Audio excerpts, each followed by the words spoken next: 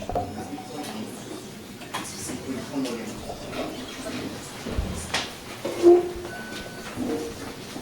à toutes et tous. Merci beaucoup, Laurent, pour cette invitation. Je me présente Frédérique Dubé. Je suis éditrice de Savoir ouvert chez Projet Collectif.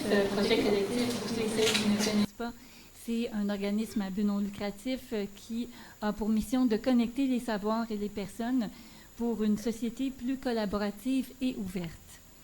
Donc, c'est moi qui ai le plaisir d'animer ce soir la table ronde intitulée « Sobriété numérique, repenser nos usages, renforcer les communs ».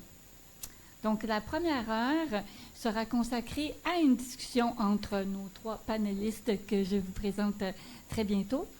Et vu que c'est un sujet chaud et qu'on a vraiment beaucoup envie de vous entendre, nous allons ouvrir la deuxième heure aux échanges avec vous, entre le public et nos panélistes.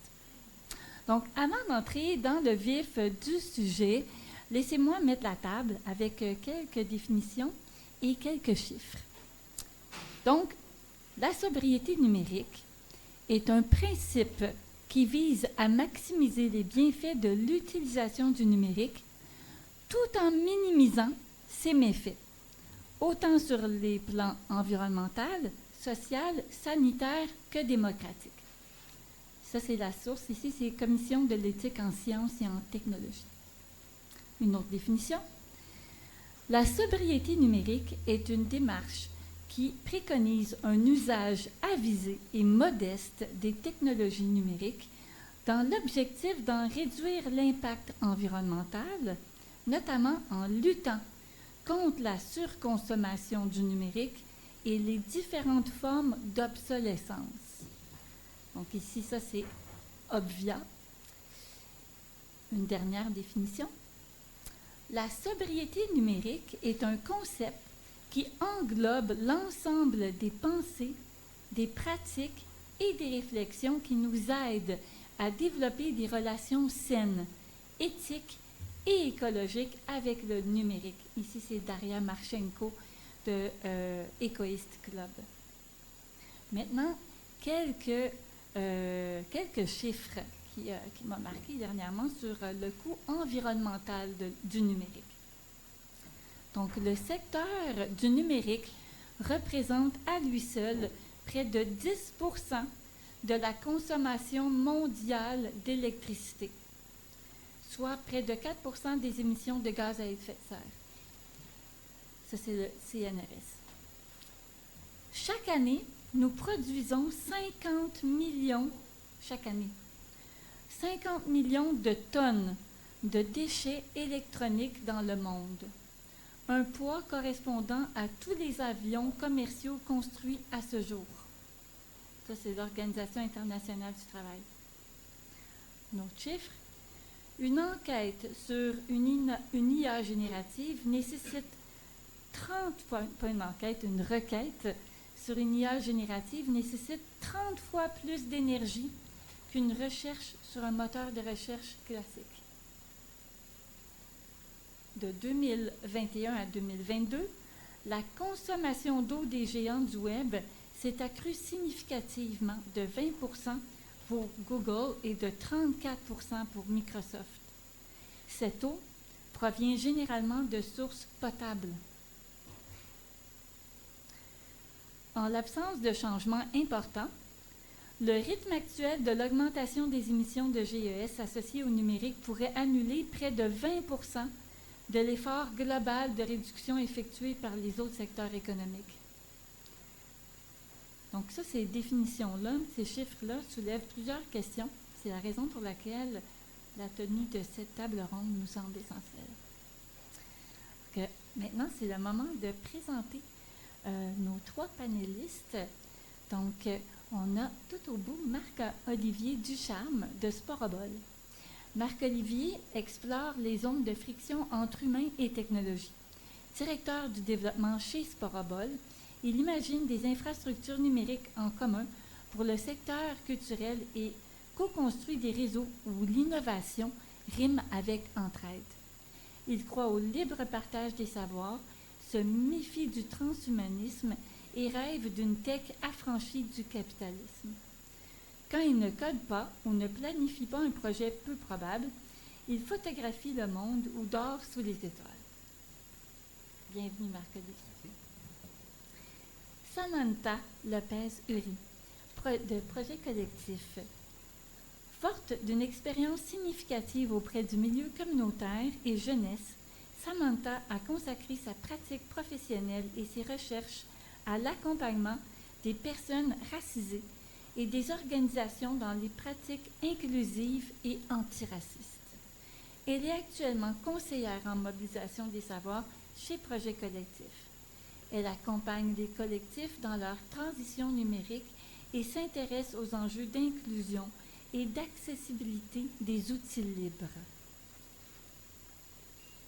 Enfin, nous avons Raphaël Guyard, qui est étudiant au doctorat à l'École de technologie supérieure de Montréal et chercheur associé à la chaire de recherche en économie créative et mieux-être.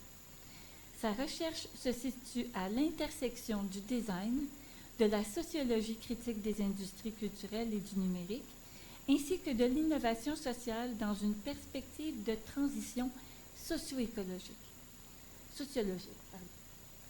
Auparavant, Raphaël a exercé en tant que conseiller en innovation sociale, accompagnant acteurs de l'action communautaire autonomes, organismes publics et parapublics, dans leurs efforts pour agir en faveur d'une transition socio-écologique juste et inclusive.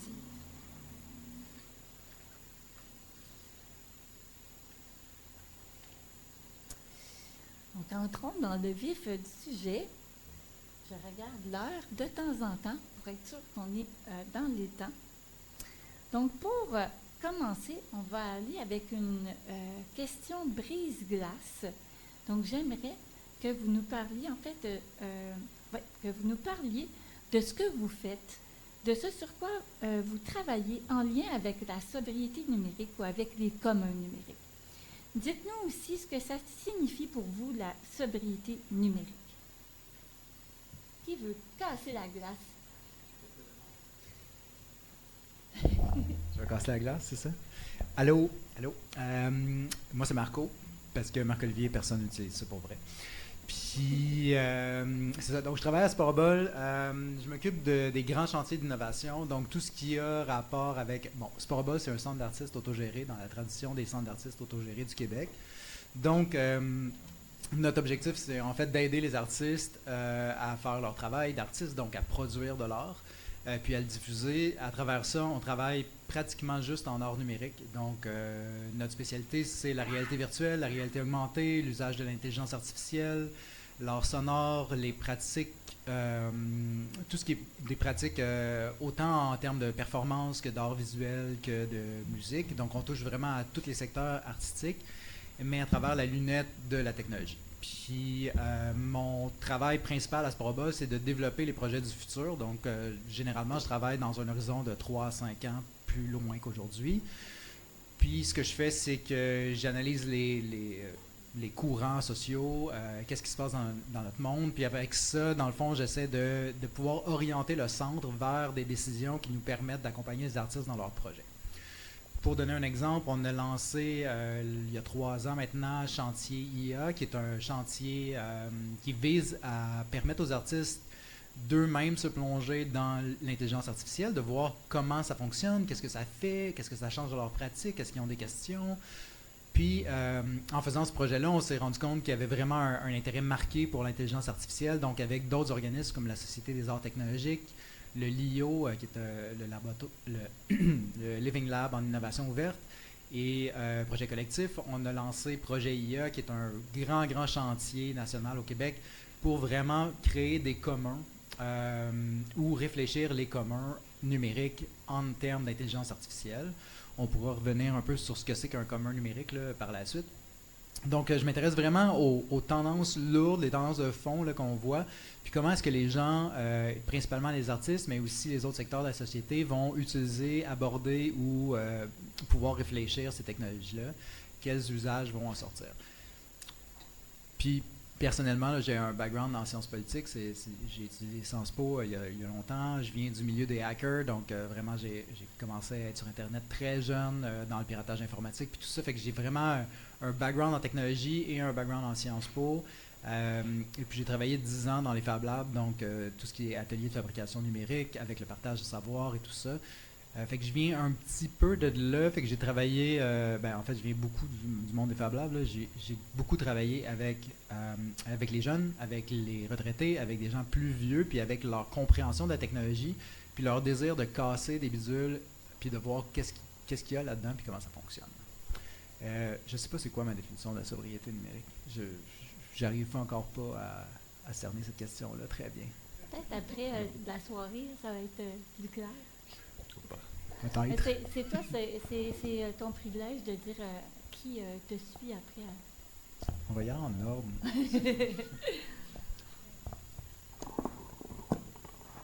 Allô, moi c'est aussi, ma personne, les gens m'appellent Samantha, mais je préfère Sam. Quand justement j'ai lu la question, c'est quoi la sobriété numérique? C'est quand même une grosse question parce que c'est, pour moi, tu sais, moi je suis pas du milieu numérique, moi je viens du milieu communautaire, je travaille directement auprès des jeunesses, l'immigration, donc tu sais, moi j'ai pas un regard, tu sais, très tech, très numérique, mais avec mon travail actuel, tu sais, vu que chez Projet Collectif, on a une plateforme qui s'appelle En commun, qui est une plateforme qui se veut vraiment à l'extérieur de la valeur marchande, qui se veut vraiment un commun numérique et qui vise vraiment qui est vraiment partie de la base. Donc, on ne crée pas quelque chose parce qu'on veut créer quelque chose. Tu sais, moi, je suis là plus pour apporter un soutien aux organisations qui veulent utiliser nos plateformes. Donc, plateformes qui visent à collaborer entre organisations, groupes citoyens, entre chaires de recherche, peu importe, puis de pouvoir valoriser les connaissances autour de nos projets, de nos initiatives, parce qu'on souvent dans nos luttes, dans peu importe ce qu'on fait, on a plein d'idées, on a plein de réflexions, puis souvent on a beau mettre ça sur un groupe Facebook, on finit par perdre le fil. Donc comment on essaye de justement conserver ces connaissances? Ces connaissances-là, ces savoirs qui sont quand même précieux. Donc c'est pour ça que En commun est né. Moi, je vais être celle qui va faire ce pont-là, faire dialoguer les gens, présenter nos plateformes, ses fonctionnalités. Puis avec avec mon background, je suis beaucoup plus dans comment je m'assure que les gens se sentent en sécurité quand on rentre dans une nouvelle plateforme en ligne, plateforme numérique. Puis tu sais, j'ai la chance de rencontrer des gens de différents profils, de différents secteurs, que ce soit en transition socio-écologique, milieu jeunesse, les aînés. J'en ai vu des gens là, donc puis une des choses qui revient souvent, c'est j'ai peur d'être dans tes plateformes. J'ai peur de voir qui va réagir, qu'est-ce que les gens vont dire. J'ai peur que les gens réagissent par rapport à ce que je vais publier, partager, peu importe. Donc, je vais être un peu celle qui va essayer de voir comment on peut créer des espaces sécuritaires, du moins le plus sécuritaire sur nos plateformes. Puis tu sais, avec l'équipe qu'on a chez Projet Collectif, on réfléchit beaucoup aussi sur quand on crée ce genre de plateforme-là, comment comment on essaie de déconstruire aussi nos propres biais, puis aussi nos réflexes par rapport à notre propre utilisation que ce soit sur Google ou que ce soit sur Facebook ou peu importe. Donc, c'est extrêmement difficile. C'est pour ça que quand j'ai vu la question, c'est quoi la sobriété numérique, j'ai fait, oh là là. Genre, moi-même, tu sais, je vais être très transparente, que ce soit moi ou même mon organisation, c'est extrêmement difficile de sortir justement de ces suites Google, de sortir de Zoom, de sortir de tout ce qui existe parce qu'on baigne dedans. Donc, puis quand j'ai eu cette réflexion-là, tu sais, moi je suis plus de perspective sociologique. Tu sais, pour moi, la sobriété numérique, on ne peut pas réfléchir la sobriété numérique sans réfléchir au territoire, sans réfléchir à l'environnement, sans réfléchir aux relations et aux connexions humaines qu'on va créer.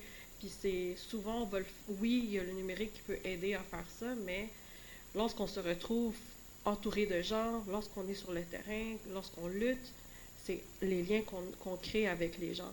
Puis je pense que faut ramener ça aussi dans les discussions, Puis c'est extrêmement difficile de le faire, mais c'est une des choses qui m'est venue beaucoup en tête. Puis de toujours garder en tête aussi, dans ma posture, mais aussi dans la posture de notre organisation, on est quand même très privilégié de pouvoir utiliser des outils numériques, des plateformes numériques. Mais il faut aussi avoir un regard sur les personnes qui vivent une fracture numérique, une littératie numérique qui va être très faible.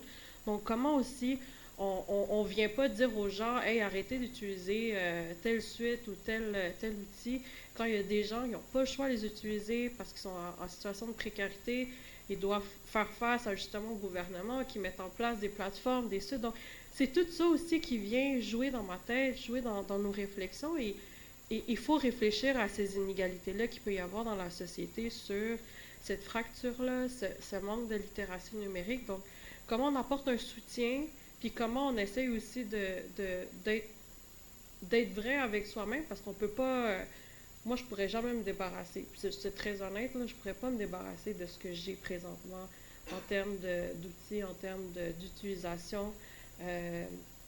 Donc, ayant en tête aussi cette réflexion-là sur les inégalités qu'il peut y avoir dans la société par rapport à la sobriété numérique. C'est moi, c'est ça? Donc, moi, c'est Raphaël. Je vais faire comme vous. Tout le monde m'appelle Raph. On est comme vraiment sobre hein, pour, du coup, de l'utilisation des lettres dans mon nom. Donc, moi, ce que je fais, puis comment est-ce que mon travail est associé à la question de la sobriété numérique. En fait, moi, je travaille au département de design de l'École de technologie supérieure. Et mon travail de recherche s'intéresse en fait aux ontologies, c'est-à-dire la manière comment les concepteurs qui conçoivent la technologie numérique font en sorte de transmettre une façon d'organiser le monde, puis une façon d'organiser notre travail. Puis comment cela prend forme à partir de certaines fonctionnalités, de certains usages qu'on peut voir à peu près dans toutes les plateformes. Dans mon travail spécifique, j'ai choisi de travailler autour des plateformes de streaming, parce que les plateformes de streaming, en fait, conditionnent une façon de se relier à l'art de façon très spécifique, que je vais décrire peut-être un petit peu après quand on va parler des aspects sociaux, mais essentiellement, elles traduisent une vision du monde qui est une vision dans laquelle on a une expérience qui est fluide, dans laquelle les choses sont accessibles en tout temps et en tout lieu, dans laquelle tout est personnalisé pour nous, bien que c'est comme plus ou moins vrai, parce que les algorithmes ont des logiques dans lesquelles on masque notamment la mise en avant de certains contenus en fonction de certains intérêts. Donc l'idée, c'est vraiment de déconstruire tous les éléments de design, tous les paramètres de design qui existent autour des interfaces à travers différentes lunettes de la sociologie critique. Et la sociologie critique, c'est assez large. La sociologie critique, ça commence au début du XXe siècle avec la critique de la société de consommation, notamment avec des penseurs comme Adorno et Horkheimer. Mais ensuite, elle s'étend et elle intègre, elle incorpore, elle évolue en parallèle. Il y a de la sociologie critique qui existait bien avant la sociologie critique en sociologie, qui vient des études féministes, des études décoloniales,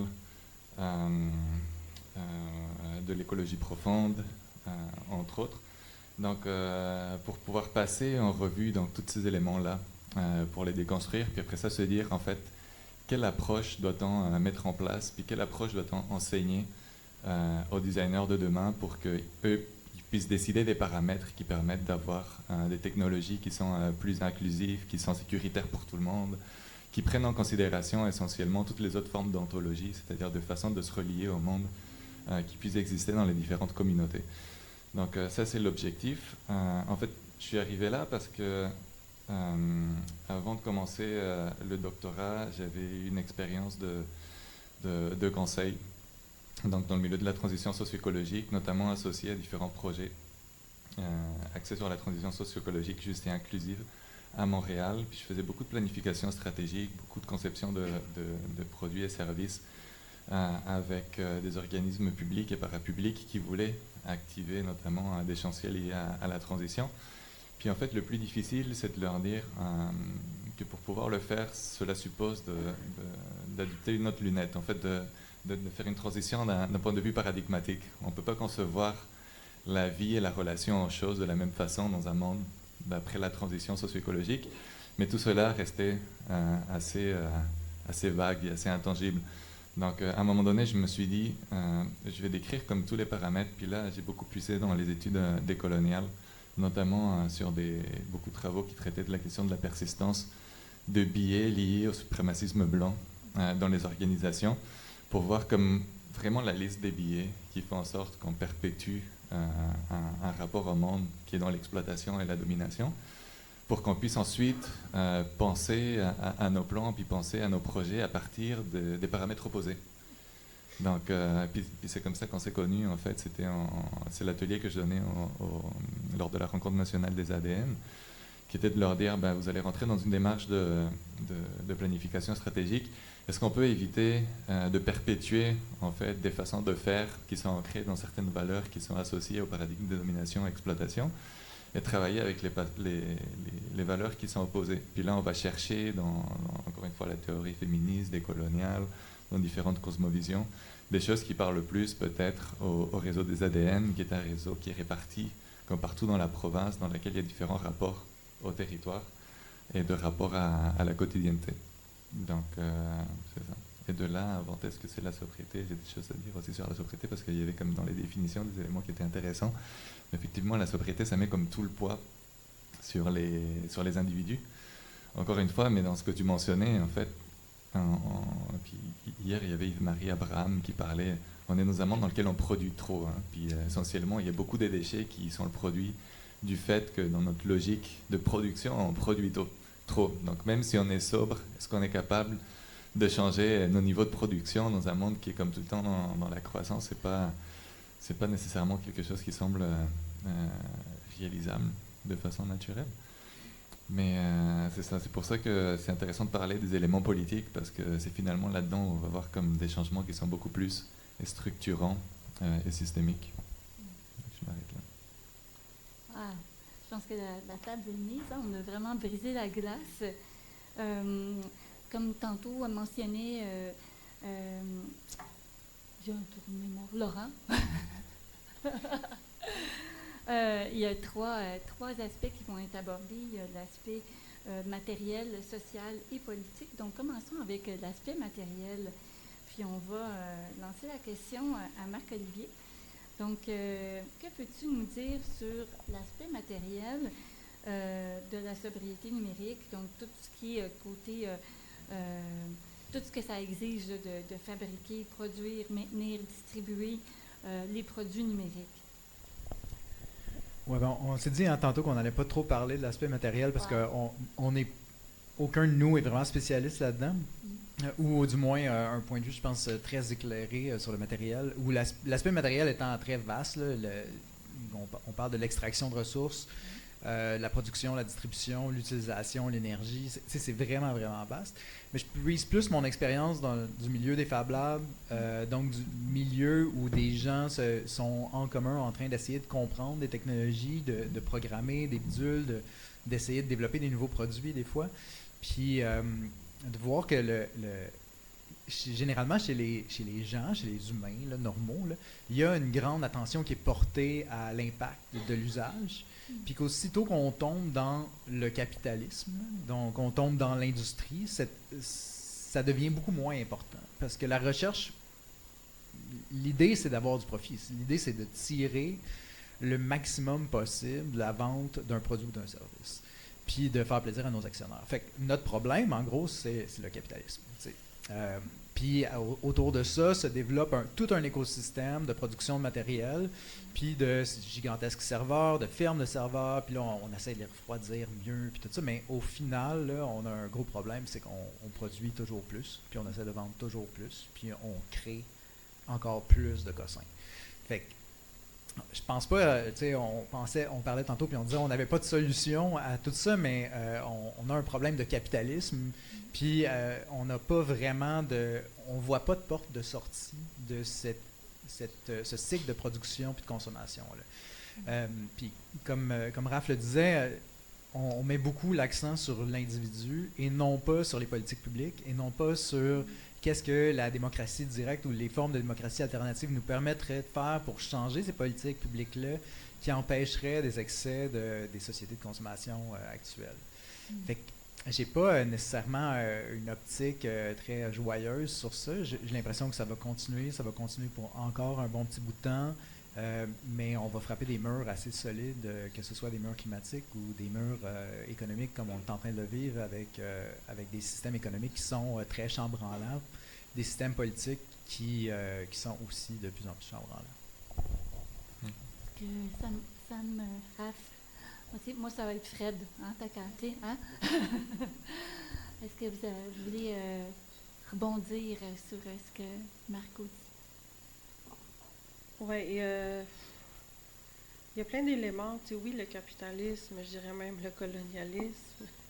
Tu sais, je pense qu'il y a comme plein de structures qui font en sorte que c'est rough en ce moment. Ça a toujours été rough. Je pense que c'est une question d'hier, c'est une question qui dure depuis plus de 400 ans. Donc, il y a comme toute une réflexion aussi à avoir sur, tu sais, par exemple, nous, avec nos plateformes en commun, d'ailleurs, c'est gratuit, c'est des plateformes qui ont été réfléchies par la communauté, qui ont été réfléchies pour justement briser le travail en silo, mais surtout on ne prétend pas vouloir remplacer Facebook, remplacer Slack, remplacer quoi que ce soit. On est plus dans une logique de, on sait qu'il y avait un besoin par rapport à la collaboration entre les organisations, puis c'est pour ça qu'on a créé ça. Puis c'est extrêmement difficile, on le voit aussi quand je présente à des groupes qu'est-ce qu'on fait, qu'est-ce qu'on peut faire avec en commun. C'est toujours, on embarque tout de suite avec des questions qu'on a le réflexe de dire qui est derrière tout ça, où sont hébergées les données. Puis des fois, on s'attend à avoir des fonctionnalités qui vont être très, très, très similaires à Messenger ou à Slack, ce qui fait en sorte que les gens deviennent rapidement déçus parce qu'on est habitué à avoir cette rapidité, des fonctionnalités qui sont hyper rapides, qui sont réfléchies pour qu'ils nous maintiennent dans ces plateformes-là quand nous, on n'est pas dans cette logique-là. Puis je me souviens qu'on avait, il y a quelques mois, on a décidé de rendre public les j'aime. Donc, on a une fonctionnalité qui permet de voir qui aime.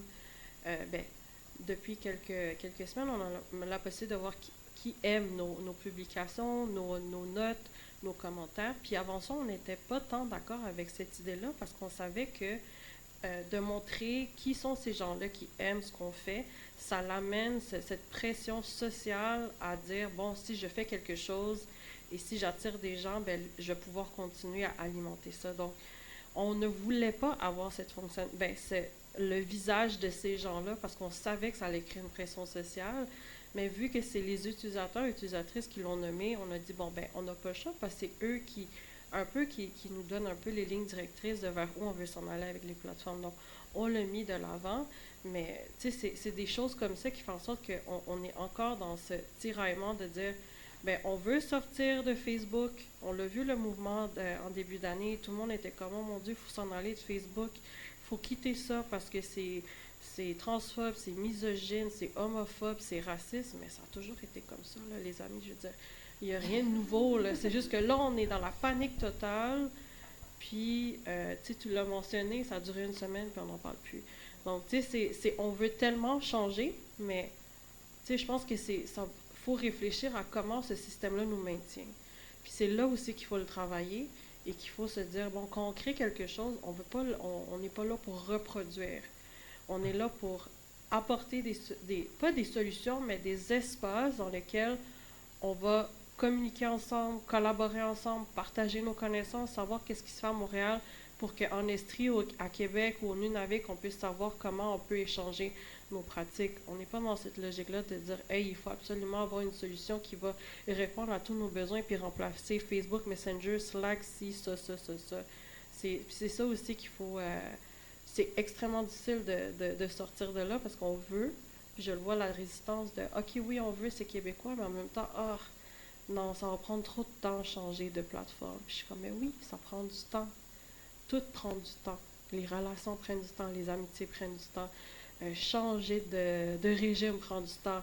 Changer de médication prend du temps. Ça ne se fait pas en 2 minutes. Ça prend un temps pour changer. Puis c'est souvent, comme tu l'as mentionné, c'est pas juste individuel, c'est aussi collectif. C'est dans la société, comment on le privilégie, comment on le voit, qu'on va apporter des réflexions plus intéressantes et approfondies sur le thème. Je peux apporter Oui, vas-y. une contribution supplémentaire extrêmement pertinente, mais je pense que je vous apprends rien quand je dis que la situation matérielle liée au numérique est vraiment dégueulasse. C'est-à-dire, puis on l'a nommé, mais pour faire simple, puis pour compléter, mais le numérique, on a tendance à... En même temps, je suis pas mal convaincu que tous les gens dans la salle sont conscients pas mal de ce qui se cache comme en dessous de l'iceberg en ce qui concerne l'impact écologique du numérique. C'est-à-dire, c'est pas immatériel le numérique, c'est des serveurs qui sont dans d'autres pays, qui sont faits avec des matériaux rares, qui sont puisés dans des pays dans lesquels on crée des conflits qui s'éternisent pendant des centaines d'années, on pollue avec des techniques minières qui sont extrêmement polluantes, des rivières, puis des forêts. Puis après ça, il y a toutes les ressources qui sont nécessaires pour faire fonctionner ces machines. Puis après ça, pour les assembler, parce qu'il y a comme tous les produits qui viennent à partir de toutes les régions du monde pour des assemblages à Taïwan et en Chine. Donc c'est complexe. On a construit un monde qui fonctionne sur cette base les 200 dernières années. Donc, comme dit Samantha, c'est vraiment difficile de démanteler. C'est quelque chose qui prend immensément de temps. D'autant plus que c'est un monde dans lequel, dans lequel on a construit tout ça pour qu'on ait un maximum de confort puis de facilité. Donc, c'est toujours sympathique d'avoir la possibilité de contacter sa famille avec un clic ou de faire pas mal ce qu'on veut avec notre pouce. Mais je vais m'arrêter là parce que, en fait, c'est ça, c'est comme dans tout, dans la société de consommation, on épuise des ressources et puis après ça on les jette. Donc d'un côté on consomme de l'énergie, mais de l'autre côté aussi on est en train de détruire des écosystèmes avec la pollution. Mais c'est bien de commencer avec quelque chose qui nous fait vraiment du mal, hein? Comme l'aspect matériel, c'est la pollution, l'épuisement de ressources, toutes les raisons qui nous animent à changer, mais changer c'est vraiment difficile.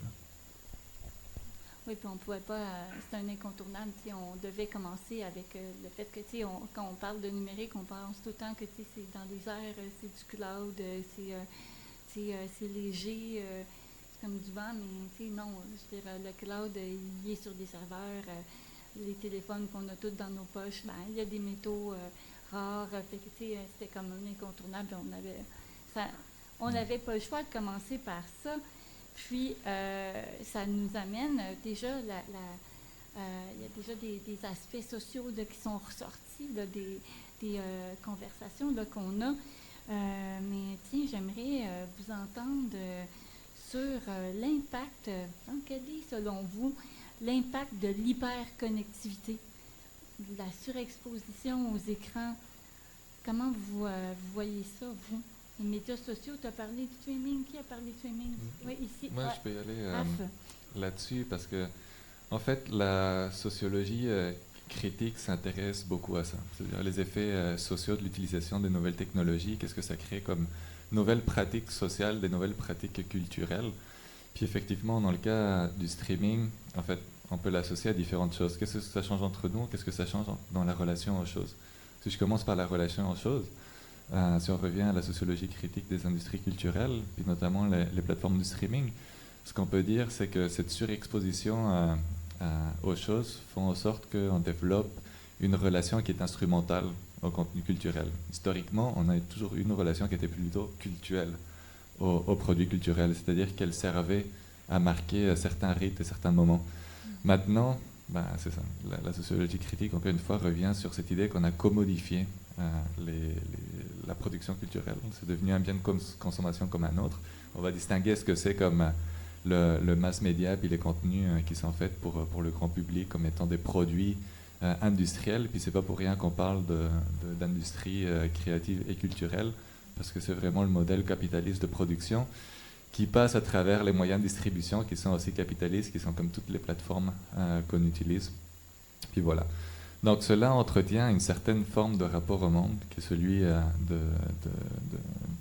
qui requiert comme l'accessibilité, le confort, donc l'écoute passive. Si je reviens à la musique, on a tous développé entre-temps une relation instrumentale à l'utilisation de la musique. On va l'utiliser pour aller à la salle de musculation, pour aller à la salle d'entraînement, pour travailler, pour faire du yoga, pour prendre le café au petit matin, un jour de pluie, etc.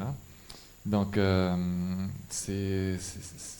certains diront, en ce qui concerne les réseaux sociaux, une surexposition à certaines problématiques sociales, ça fait en sorte que en développement, où on cultive une perte de l'empathie parce qu'il y a une banalisation de tout ce qui est grave.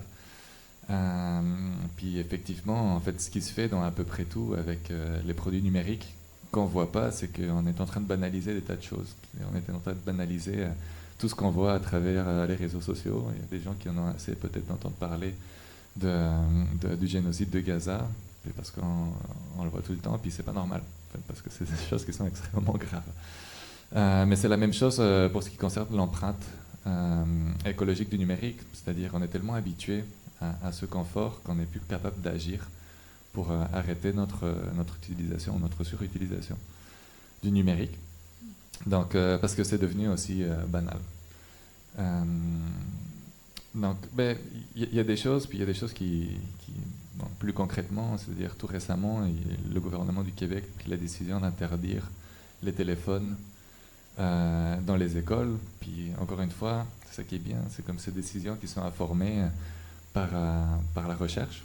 Donc, puis je pense que la recherche, elle parle, c'est-à-dire il y a certainement une incidence entre l'utilisation des technologies numériques et non pas nécessairement la performance ou l'efficience ou la productivité des étudiants, mais sur d'autres aspects peut-être reliés à la possibilité de créer du lien social, à l'harcèlement, à la santé mentale, qui sont aussi importantes puis qu'on oublie. Donc, puis ça, c'est quelque chose qui revient souvent. Donc, il y a un sociologue allemand qui en parle beaucoup, c'est Helmut Rosam. Il dit il y a 4 crises dans lesquelles on traverse dans le monde.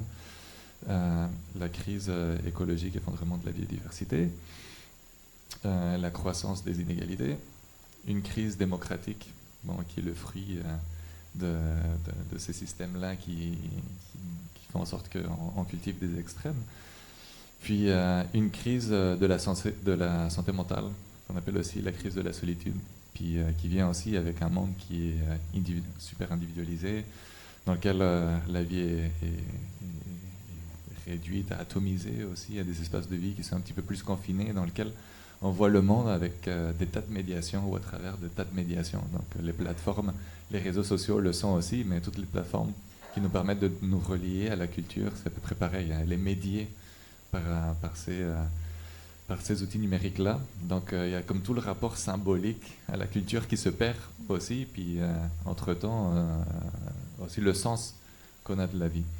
Donc je m'arrête là-dessus. J'aurais le goût de passer la balle à Marco, l'hyperconnectivité chez Sporobol, comment vous gérez ça? Ouais, je pense que je vais plus parler personnellement que nécessairement à travers Sporobol.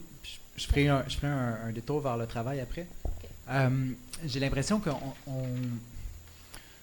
qu'on joue sur plusieurs sphères. Puis l'hyperconnectivité, oui, mais la connectivité est vraiment bien. Chaque semaine, je travaille avec des gens en Slovénie, en Allemagne, au Japon, en Indonésie, en Amérique latine. La connectivité me permet d'être en contact avec des gens puis avec des idées ce serait tout simplement impossible. Ça me prendrait un avion, ça me prendrait un train. Il n'y a pas de train. À Sherbrooke, j'ai dû prendre une voiture pour venir. J'ai besoin du numérique pour rentrer en contact avec d'autres personnes qui sont anarchistes, qui aiment la démocratie directe, qui travaillent sur des enjeux de société, qui peuvent me partager des points de vue queer ou des points de vue d'une autre culture puis d'une autre société. Donc, pour moi, la connectivité est essentielle à la création de communautés. Tantôt, on parlait entre nous, puis j'utilise beaucoup Discord parce qu'on utilise Discord au travail. Fait que là, je vais faire mon lien, je pense, avec ça. On utilise beaucoup Discord au travail pour communiquer entre nous, entre collègues qui faisons du télétravail, des fois, moi, je suis à l'étranger, je suis ailleurs, etc. Ça nous permet de communiquer, mais je suis aussi sur une trentaine, presque 40 serveurs qui me permettent d'être en contact avec des activistes Et beaucoup de ces groupes-là, c'est des groupes qui se suivent depuis Occupy Wall Street, depuis le mouvement des occupations en Espagne, fait que depuis 2011. Là, ça fait longtemps que ces gens-là, ils se suivent, puis ils créent des nouvelles instances, puis des nouvelles mini-infrastructures qui permettent la communication. Fait que c'est génial, tu sais. J'aurais pas la chance de parler avec des gens comme ça autrement. Puis un de mes groupes, c'est un gigantesque groupe de micro-solidarité. Je pense qu'il y a 800 personnes là-dessus sur tous les continents, dans des centaines de pays. Puis on fait des midi-conférences, des déjeuners-conférences, des trucs comme ça. On fait des activités à plein d'heures pour accommoder les fuseaux horaires. Ça serait impossible d'avoir cet échange d'informations-là autrement. Je suis aussi sur une DAO. Un DAO, c'est un organisme Distributed Autonomous Organization. C'est des organismes qui vivent sur la blockchain. La blockchain, c'est une infrastructure de base de données qui sous-tend les crypto-monnaies, entre autres, mais qui sous-tend plein d'autres initiatives politiques vraiment intéressantes. Mais je fais partie de DAO, dont des DAO qui sont entièrement politiques. Donc, on finance des projets politiques et l'un d'eux, c'est entre autres le soutien aux initiatives en Ukraine. Donc, ça a été lancé par une des fondatrices de Pussy Riot. Puis, c'est une DAO dans laquelle on investit, comme si c'était une entreprise. Là. On investit de l'argent, qui est de la crypto-monnaie, qui sert ensuite à être transformée en argent, puis elle sert à acheter toutes sortes de matériel qui sert à faire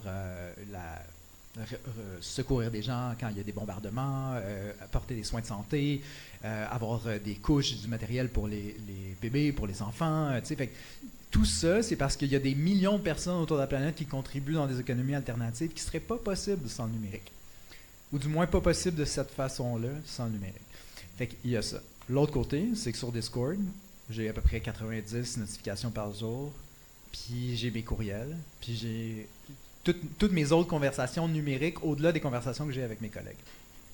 Fait que un des problèmes que je vois, c'est l'apport que prend le travail dans ma propre hyperconnectivité, ce qui est 7 heures par jour. 7 heures au minimum par jour, je suis devant mon écran d'ordinateur, puis je suis en train de tapocher des affaires pour faire des demandes de subventions au calque, puis au ministère de l'Économie, puis j'ai l'impression que je fais un shit job dans ce temps-là. Puis, c'est un peu le propos d'un auteur que j'aime bien, Cory Doctorow, qui parle de enshittification, mais comment est-ce que ces plateformes numériques-là sont en train de devenir de pire en pire. Nos services gouvernementaux aussi sont en train de devenir de pire en pire dans le numérique. Fait que, je passe 7 heures par jour là-dessus, puis là, après ça, il faut que je surveille ma propre consommation. Est-ce que je joue à Tetris sur mon téléphone? Est-ce que je check Instagram? Qu'est-ce que je fais? Est-ce que j'écoute un podcast pendant que je cuisine? Fait que finalement, je suis en train de consommer des données en permanence. Probablement autour de 20 heures par jour. Parce que pour vrai, je mets de la musique pour m'endormir. Fait que au rendu là, il y a peu de moments où il y a comme 2-3 bits qui passent dans mon router. Là. C'est pour vrai 24 heures sur 24. Je consomme passivement ou activement. Fait que je peux observer mon propre comportement, mais il y a des pressions sociales extérieures à moi, que ce soit ma famille, mes amis ou mon travail principalement, qui viennent mettre beaucoup de pression sur ma consommation, sur ma propre consommation numérique. Ah oui. J'ai comme envie que... J'hésite entre deux affaires. Mais je pense que je vais y aller avec mon feeling numéro 1. Tu as parlé de la connectivité qui est vraiment essentielle. Puis je pense qu'ici, on a toutes quelque chose, des expériences à dire autour de la connectivité. Mais là, j'aurais envie qu'on aille à l'opposé de ça, le droit à la déconnexion numérique du travail. Comment on fait ça? Qu'est-ce que ça vous sonne? Est-ce qu'il y a des réflexions que vous avez eues ou des actions ou des là-dessus? J'aurais le goût de donner la parole à Samantha. Tu veux nous parler, entre autres, même, je ne sais pas si ça tente l'estivation ou... Oui.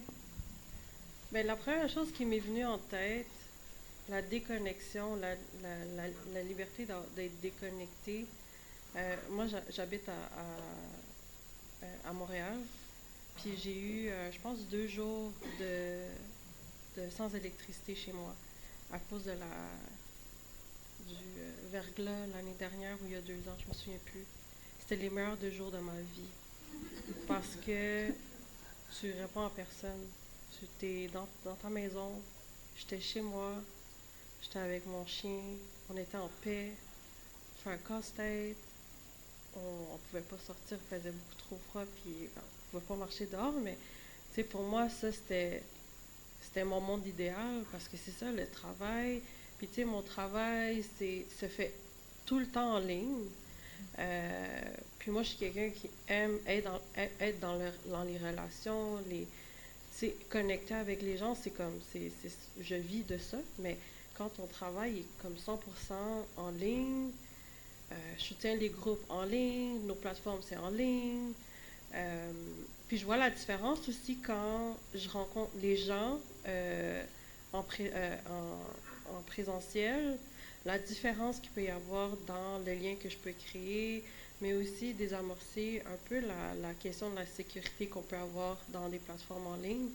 Fait que pour moi, c'est primordial, qu'on le veuille ou pas, il faut ramener cette espèce de relationnel-là, puis tu sais, tu parlais tout à l'heure comment maintenant le numérique, ça nous permet de voir ailleurs, puis d'être en lien avec d'autres personnes. Tu sais, ma famille, tu sais, on est toujours sur WhatsApp parce que c'est la meilleure façon de se communiquer, meilleure façon de s'envoyer des images, des vidéos, savoir comment la famille va. Mais des fois, quand on est proche des gens, ça nous permet aussi de voir qu'est-ce qui est à côté de nous. Tu sais, par exemple, les luttes citoyennes, tu sais, si je ne vais pas sur le terrain, je ne pourrais jamais savoir ce qui se passe, puis m'en inspirer, puis en parler avec d'autres personnes, puis de tisser des liens. Fait que je pense que c'est super important. Puis au travail, on essaie de le faire, mais c'est pas aussi simple que ça. On est tout le temps derrière l'écran. Fait que, tu sais, on essaie d'instaurer des mesures où, tu sais, durant l'été, on essaie de ralentir. Mais comment ralentir quand on dépend de financements qui nous obligent à travailler de telle manière? Comment ralentir quand on essaie de changer nos propres biais, changer notre façon de travailler? On vit de l'anxiété de performance, fait qu'on veut faire ça vite, bien, parfait.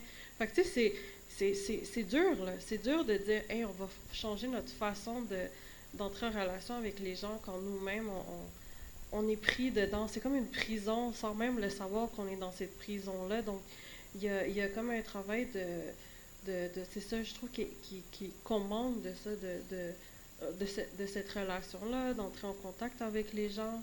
Tu sais, je pense que une des choses qu'on a beaucoup remarqué, vu qu'on est beaucoup en ligne chez Projet Collectif, c'est quand on va dans des événements.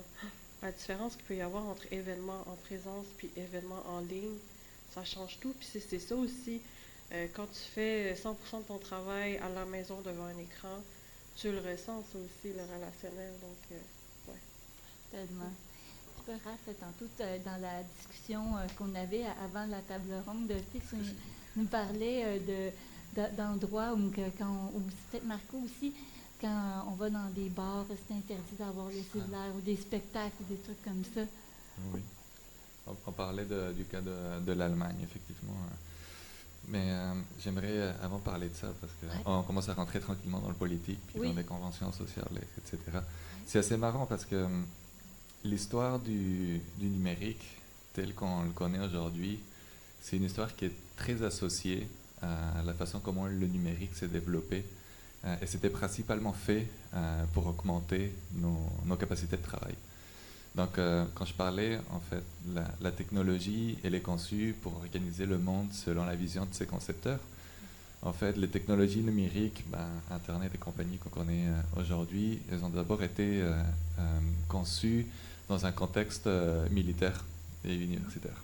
C'était vraiment une façon d'avoir des technologies qui nous permettaient de créer des liens, mais de créer des liens sous des situations de contrôle et de sécurité. Donc, c'est ça. Puis ensuite, donc ça c'est les années 60-70. Ensuite, c'est devenu un projet sociotechnique de chercheurs à la Silicon Valley. Donc, notamment des chercheurs qui travaillaient à Xerox PARC. Donc, Xerox étant cette compagnie qui concevait des imprimantes. Puis c'était comme vraiment les premiers à travailler sur les nouvelles technologies liées à l'intelligence artificielle. Donc, ils étaient au forefront depuis les années 80 là-dessus. Puis ça, c'était bien avant qu'on commence à imaginer que le numérique allait ensuite, après les milieux de travail, intégrer les milieux de vie. Puis en fait, pendant des années, on a travaillé dans une conception du numérique comme au service du travail et de cette logique productiviste, donc en organisant puis en rationalisant, si on veut, notre temps et nos activités du jour le jour.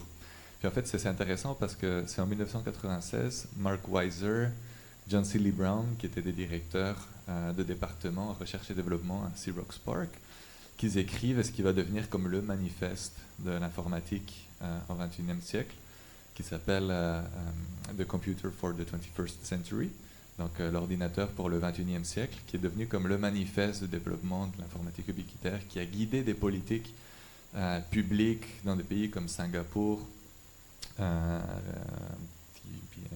d'autres pays, la Corée aussi, dans lequel on s'est dit, on va comme mettre le numérique un petit peu partout. Puis lui, il annonçait comme l'introduction du numérique un petit peu partout. Puis dans ce texte-là, il y a quelque chose de génial et de flippant en même temps. C'est qu'il se lance vers la fin, après avoir expliqué tous les projets Xerox, de comment est-ce qu'on va avoir des montres connectées à notre machine à laver, puis etc., toute l'expérimentation qu'ils font.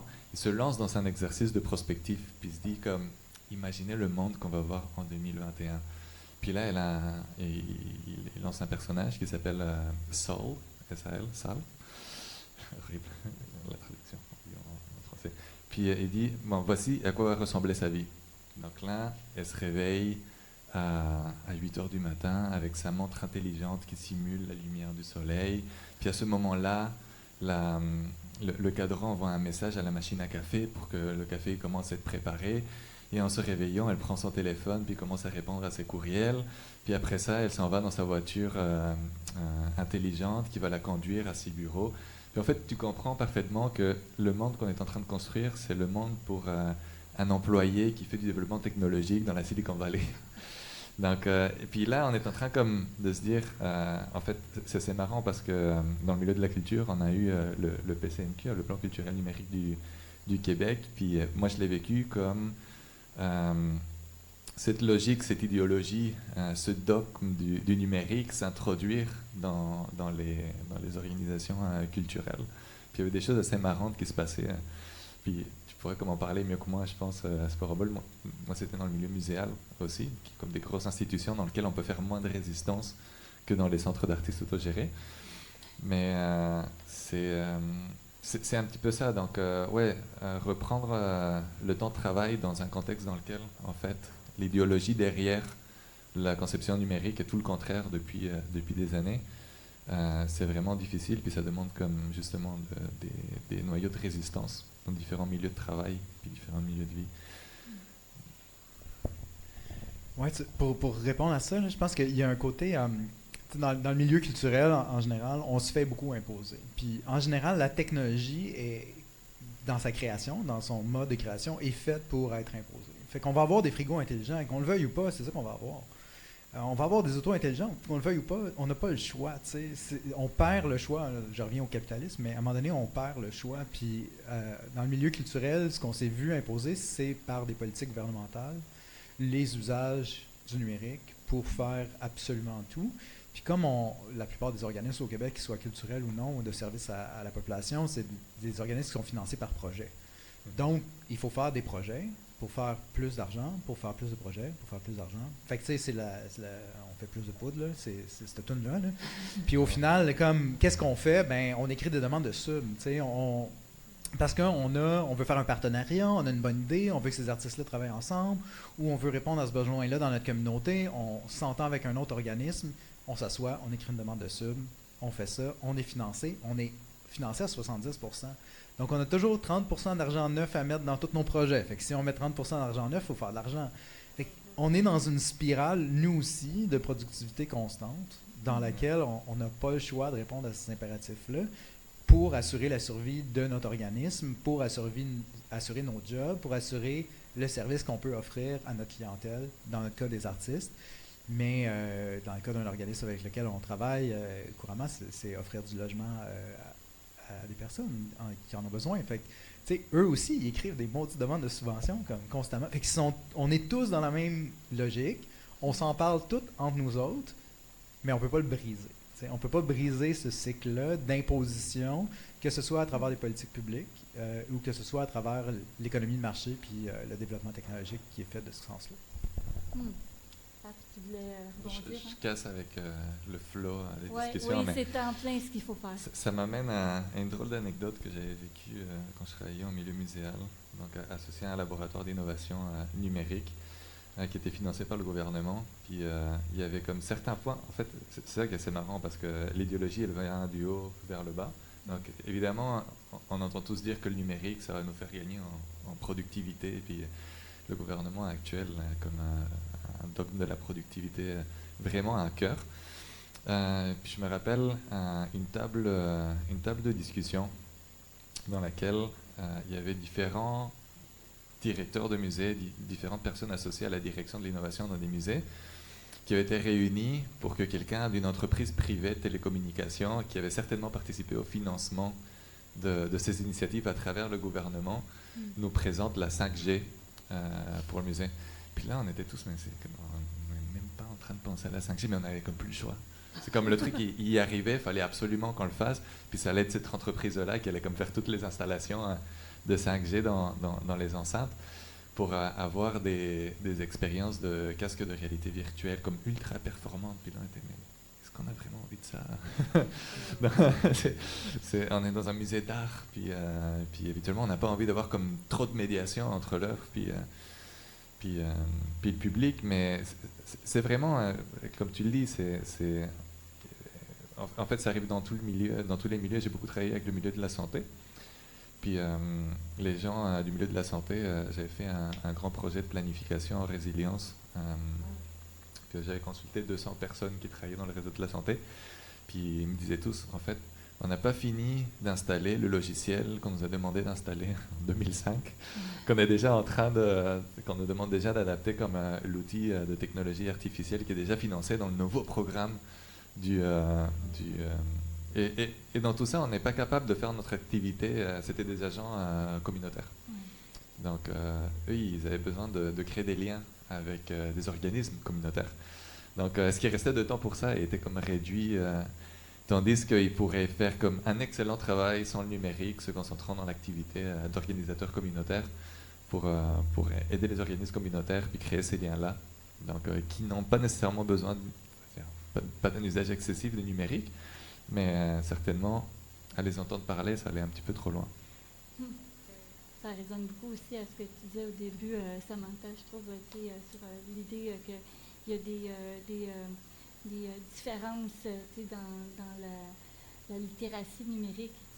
C'est pas tout le monde qui est au même niveau, puis que ça revient, dans le fond, à l'humain, à se poser des questions sur l'humain est rendu où. Quand on fait juste s'intéresser aux impératifs du numérique, on oublie complètement l'humain. J'ai vu tout à l'heure l'heure, puis je veux absolument qu'on ouvre la conversation. Là, on y va vraiment avec le flow. Puis vu qu'il est 8h et 20h10, puis ce serait vraiment le fun de vous entendre. Donc, on a parlé de beaucoup de choses, on a parlé en fait, mon Dieu, tellement d'affaires de connectivité, l'importance de l'humain, toutes les questions qui ont été soulevées. Puis, j'aurais envie de vous poser 2 questions à vous. Puis, vous n'êtes pas obligé de répondre à ces questions-là. Vous pouvez aussi poser des questions à nos panélistes. Mais vous, concrètement, qu'est-ce que vous voyez comme piste de solution pour agir sur ces questions-là de sobriété numérique? Donc, pour tendre vers une sobriété numérique, que ce soit des solutions, des pistes de solutions individuelles ou collectives. Puis, si on ramenait la notion d'utilité pour ouvrir la discussion avec vous, en quoi le numérique m'est vraiment utile, mais vraiment là, utile. Là, je vois une main levée. Je ne sais pas comment ça fonctionne pour prendre les questions. Est-ce que c'est des micros? Est-ce que c'est... OK, il faut juste parler fort. Je vais rattraper ta question pour la répéter.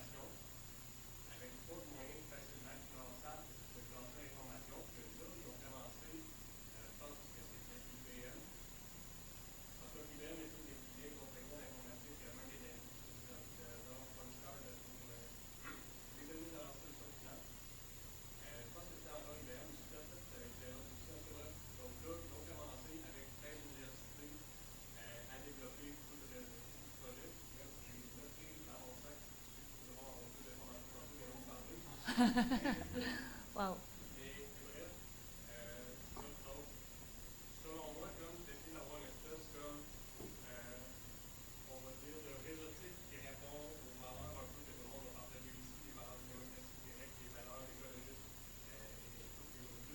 Ouais. Hmm.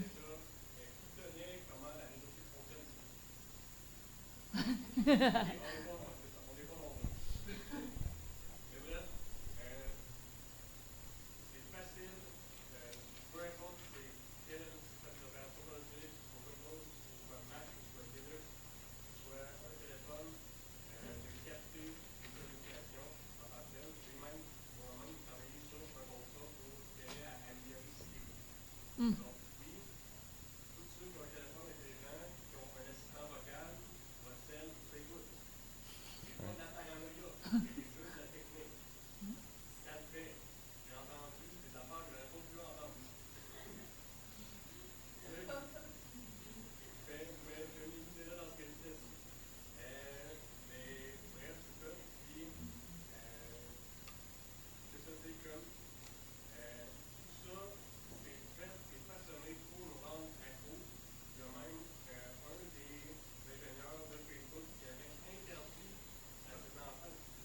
Ouais.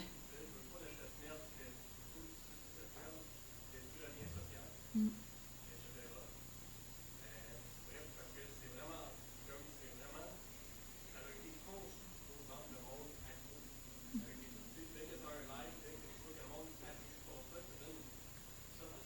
Dopamine. Mhm.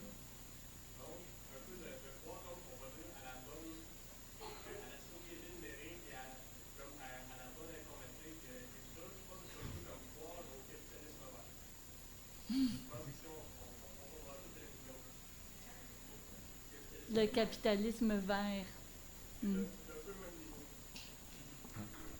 Ouais.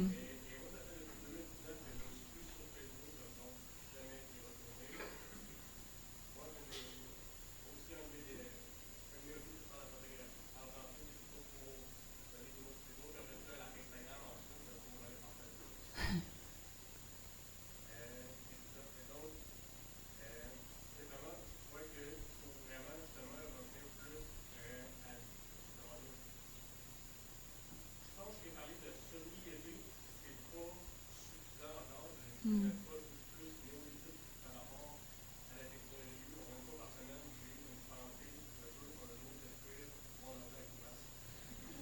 Hmm.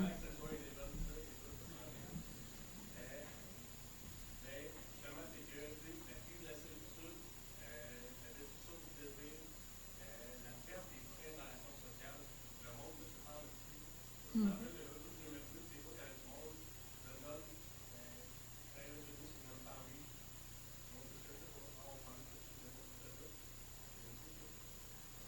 Ouais.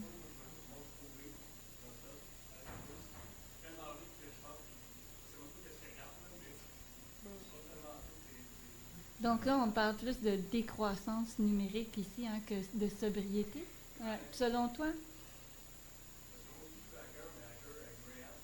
Mm.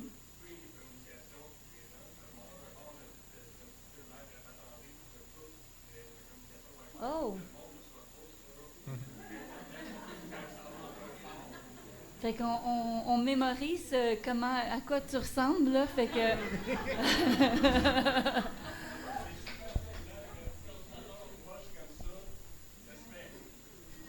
Bon, aïe, aïe.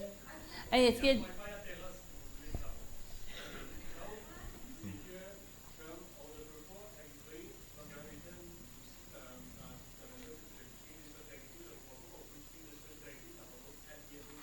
Hmm.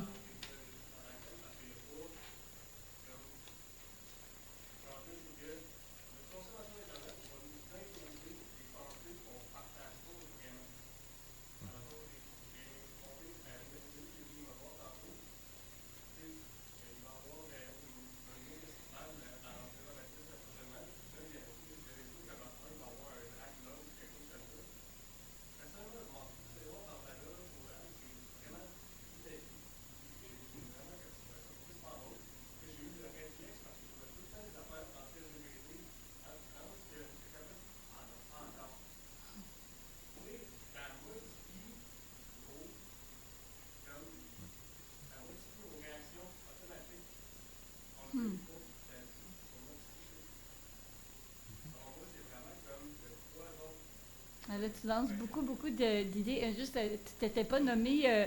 Non, pas du tout. C'est super intéressant. C'est qu'il y a tellement d'idées qui ressortent que j'aimerais ça aussi voir. Parce que je vois beaucoup de réactions là, dans les visages. Mais juste avant d'aller avec une autre personne, je voulais juste savoir c'était quoi ton nom? Ah, t'es pas obligé. Mais comme ça, c'est qu'on va pouvoir revenir à toi. Non? Est-ce qu'il y avait des réactions ici? Il y avait des réactions, hein, par exemple. J'ai pas oublié ta main, on va en revenir. Il y avait des réactions ici. Marco, tu veux dire? Okay. Bien, je pense que c'est super intéressant. Une des choses que j'ai commencé à faire, c'est des cliniques de cybersécurité avec les gens. Fait que c'est des gens qui se rassemblent dans une pièce, puis on regarde qu'est-ce qu'on fait pour améliorer la cybersécurité du monde. Puis honnêtement, on peut faire tellement de choses. Là. Comme ça me prendrait des heures et des heures. Sauf que quand tu formes une personne à installer Signal, à apprendre un petit peu c'est quoi les protocoles de communication, comment est-ce que tu parles jamais de rien par texto, toutes ces choses-là. Quand tu commences à enseigner des bonnes habitudes aux gens, ben ils deviennent des ambassadeurs de ça. Fait que là, bon, ça nous a aidé, là, la petite crise en janvier, là, mais juste maintenant, beaucoup plus de monde sont sur Signal, beaucoup plus de monde connaissent l'encryption point à point. Fait que ça devient de plus en plus facile d'en parler, puis ça, c'est quand même un grand pas. Fait que je pense qu'en faisant des cliniques de numérique sur différents sujets où les gens peuvent venir avec leur ordi, peuvent venir avec leur téléphone, puis que du monde peuvent leur montrer au moins les bases de faire une bonne recherche pour trouver l'information que tu as besoin pour sécuriser tes communications, puis être un citoyen numérique qui a des bons réflexes, c'est un gros pas. C'est un gros pas dans un univers de surveillance constante. Là. Parce que ces machines-là qu'on a dans nos poches, dans nos maisons, servent à nous surveiller constamment, que ce soit pour créer des profils de consommateurs ou pour toutes sortes d'autres services. Fait que voilà. Qu'est-ce que j'allais dire? Je me rappelle. Voilà. Moi, il y a quelque chose qui m'a marqué dans mon parcours, c'est que moi, j'étais formé en design. J'ai même fait mon bac et ma maîtrise ici à l'Université Laval, à l'école de design dans la Basse-Ville. Puis j'avais suivi un cours en design d'interaction que à peu près tous les étudiants qui s'en vont en interaction suivent. Donc des personnes qui vont travailler sur des plateformes dans lesquelles on nous faisait mémoriser à peu près 200 principes, stratégies issues des sciences cognitives puis de la psychologie pour créer des plateformes qui étaient plus ergonomiques puis qui suscitaient comme ces formes d'engagement qui, genre si tu te prenais bien, pouvaient comme amener à des formes de dépendance puis de persuasion. C'est ta faute? Non, mais ce que j'essaie de faire avec mon travail, c'est ce qu'on essaie de faire à l'ETS, c'est d'avoir comme un programme dans lequel déjà on est capable de donner des lunettes pour associer comme toutes ces stratégies déjà au système dans lequel on vit, c'est-à-dire tout ce qu'on a ici qui peut être considéré aujourd'hui comme du bon design, en fait ce sont des expressions de ce que j'ai appelé un petit peu plus tôt ou des stratégies du paradigme de domination-exploitation. Et ensuite avoir comme toute une autre déontologie de travail fondée sur d'autres paramètres pour qu'ensuite les personnes qui vont travailler dans le milieu, ils aient l'acuité de ne pas comme mettre en place ou de questionner justement les stratégies qu'ils vont utiliser pour qu'ensuite, c'est ça, on puisse comme concevoir des plateformes qui sont fondées sur tous les principes qu'on a mentionnés juste avant et qu'on voit à travers comme tous les exemples exemples avec lesquels on a travaillé. Et c'est un peu ça, mais c'est effectivement le cas. Hein, il n'y a pas de mystère. Le bon design d'aujourd'hui, c'est le cauchemar de certaines autres personnes normales. Moi, je vais faire rebondir sur l'intervention tout à l'heure. Tu sais, oui, il faut critiquer ce qui se passe avec le numérique, mais il faut aussi réfléchir à comment on est obligé de vivre avec. Puis je parle pas en termes de réseaux sociaux, je parle plus en termes de comment le gouvernement aussi impose des plateformes, des structures dans lesquelles on est obligé en tant que citoyen, citoyenne, personne résidant ici sur le territoire à utiliser le numérique, puis rend ça tellement compliqué. C'est là aussi notre pouvoir d'agir où il faut soutenir ces personnes-là. Parce que oui, on a beau dire que c'est, tu sais, même moi je le pense, là, c'est un enfer tout ça, mais en même temps, tu sais, il y a des organisations qui vont soutenir des personnes qui doivent remplir des formulaires qui sont complètement fous. Je pense beaucoup en immigration parce que j'ai travaillé dans ce milieu-là où les personnes doivent remplir des formulaires en ligne, mais souvent, puis ça, c'est les gens ne le savent pas souvent, là, mais souvent le gouvernement va te dire, il faut que tu remplisses tel formulaire, tu vas sur le lien, mais souvent le lien il a été changé il y a 2 semaines. Fait que là, il faut que tu retrouves le lien. Yo, le bon lien, on ne sait pas. Tu as beau appeler IRCC puis dire, hey, yo, le formulaire, le formulaire se retrouve sur tel site. Tu vas sur le site te dit, il faut que tu ailles sur l'autre site. Fait que là, tu te retrouves à essayer de trouver le maudit formulaire dans lequel on t'oblige à remplir en très peu de temps pour prouver que tu résides ici, pour prouver que tu travailles ici. Fait il y a comme tout un cheminement. Puis je me souviens, on avait fait une formation dans le temps, là, ça fait un petit bout, là, mon passé en immigration. On avait fait une formation sur comment les personnes demandeuses d'asile doivent remplir la documentation et ensuite essayer d'avoir un avocat. On avait beau donner une formation aux intervenants et intervenantes, on ne savait pas quand est-ce que les formulaires allaient changer, les codes allaient changer, le numéro de téléphone allait changer. Fait on ne savait pas combien de temps ça allait durer l'information que ces gens-là allaient recevoir. Parce que le gouvernement fait exprès de tout le temps s'amuser à changer les liens, à changer les formulaires, à changer les téléphones, à changer les raccourcis, à faire des bugs sur leur PDF. Puis je l'ai vécu là, avec des gens, comment c'est compliqué. Fait qu'il y a aussi un travail en tant que personne qui avons les moyens, qui savons comment naviguer là-dedans, de soutenir ces groupes de personnes-là, pas juste en immigration, c'est un exemple que je donne, mais d'autres groupes de population qui sont obligés d'aller sur les plateformes gouvernementaux qui sont souvent tellement mal faites, tellement pas user-friendly, pas facile d'utilisation. Donc, il y a aussi un travail de comment on peut devenir un allié, comment on peut donner notre temps et notre connaissance sur, justement, la navigation en ligne, parce que, tu sais, même moi, je sais, des fois, je suis comme, j'ai pas envie de, tu sais, juste rentrer sur Revenu Québec, c'est l'enfer, il faut que je mette mes données bancaires, puis là, je suis dans quelle situation, où je peux retrouver mon document, mais là, je peux pas télécharger, parce qu'il faut que j'aille sur c'est compliqué. Tu sais, j'ai une bonne littératie numérique, c'est déjà compliqué. Fait que je pense qu'il y a aussi, faut réfléchir aux personnes qui n'ont pas ces outils-là, ces moyens-là pour naviguer là-dedans. On ne va pas s'en défaire demain. Fait que prenons ce temps-là aussi de devenir un allié puis d'apporter un soutien à ces personnes. Faut d'important. C'est comme les 12 travaux d'Astérix. Je sais que ta main est relevée, mais il y avait d'autres questions. Moi, je veux juste rebondir sur ton idée parce que je trouve ça super intéressant. Là, puis ça revient à un de mes dadas, là, mais les politiques publiques. Puis il y a des pays qui ont adopté des politiques publiques dans lesquelles il doit y avoir dans chaque communauté des agents qui facilitent les transactions des gens sur Internet. Fait que c'est le cas en France, puis c'est en train de disparaître d'ailleurs, là, puis tranquillement, ces agents-là disparaissent du territoire, mais c'est ça que ça prend. Ça prend une interface. Puis l'autre fois, je suis allé au bureau de Service Canada, puis il n'y a plus personne pour t'aider. Il reste un agent, ils sont tous rendus partout dans le pays, tu sais. Ils ont été, eux aussi, délocalisés. Puis là, on se rend compte que on n'a plus de services de proximité, donc les personnes peuvent juste plus y accéder. Fait qu'il faut probablement trouver ça à travers nos cercles de soutien communautaire, mais créer des environnements où il peut y avoir une interface humaine entre les individus et qui subissent la fracture numérique et nos services gouvernementaux et les services bancaires qui sont maintenant tous en ligne.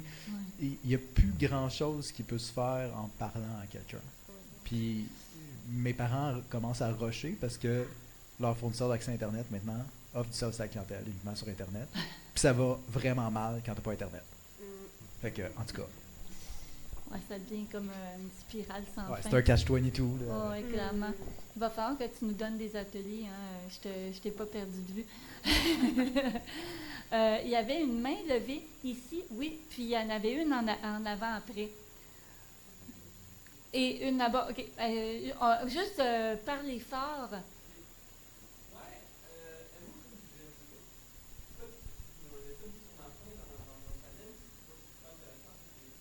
Comment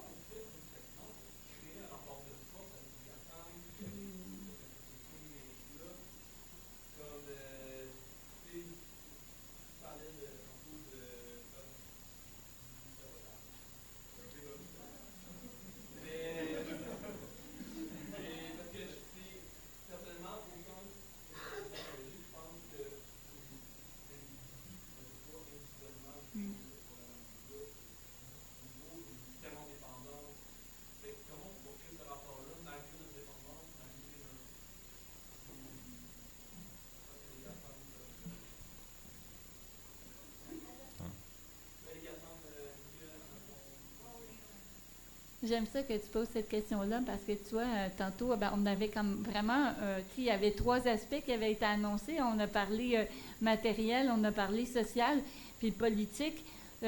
J'espérais justement qu'il y ait des gens qui l'ouvrent dans le public parce qu'on a skippé ça justement pour qu'on puisse discuter ensemble. Fait que ta question est super politique, puis je trouve que c'est important. Là. Donc, est-ce que tout le monde avait entendu? Moi, c'était l'idée là, de comment qu'on résiste, qu'est-ce qu'on fait là, pour résister ou bien même pour saboter, pour changer les choses vis-à-vis des GAFAM. Est-ce qu'il y a quelqu'un qui veut réagir ici? J'aimerais dire une première chose. Si c'est gratuit, c'est que c'est pas gratuit. Fait que tout ce qui est gratuit sur Internet, c'est pas gratuit. Si tu as un email gratuit, il n'est pas gratuit. Dans le fond, tes données, c'est your data is their money. Là. Fait que, à quelque part, si tu payes pour un service, probablement qu'il est déjà mieux que celui que tu as gratuitement de l'autre bord. C'est pas pour rien que Hotmail appartient à Microsoft puis que Google a Gmail. T'sais, ils aiment bien ça de passer à travers tes emails, même si c'est automatisé, pour avoir l'information pour créer un profil de consommateur. Fait que si on commence à penser autrement la logique marchande, puis on commence à payer nos services, parce qu'ils coûtent, ils coûtent de l'argent, littéralement, ça prend des serveurs, ça prend des lignes, c'est compliqué de maintenir des infrastructures. Si on commence à obtenir puis à posséder des infrastructures communes, on va commencer à changer les choses. Fait que je te dirais qu'une des pistes, c'est de se dire, tu sais, sur les réseaux sociaux distribués, là, Mastodon et autres protocoles, tu peux soutenir, dans le fond, moi, je soutiens un OBNL qui paye des développeurs, qui paye les serveurs nous appartiennent. Bon, fait que ça, c'est à nous autres. Fait que si le reste ferme, mais il reste ça, tu sais, puis à quelque part, la propriété des infrastructures est hyper importante.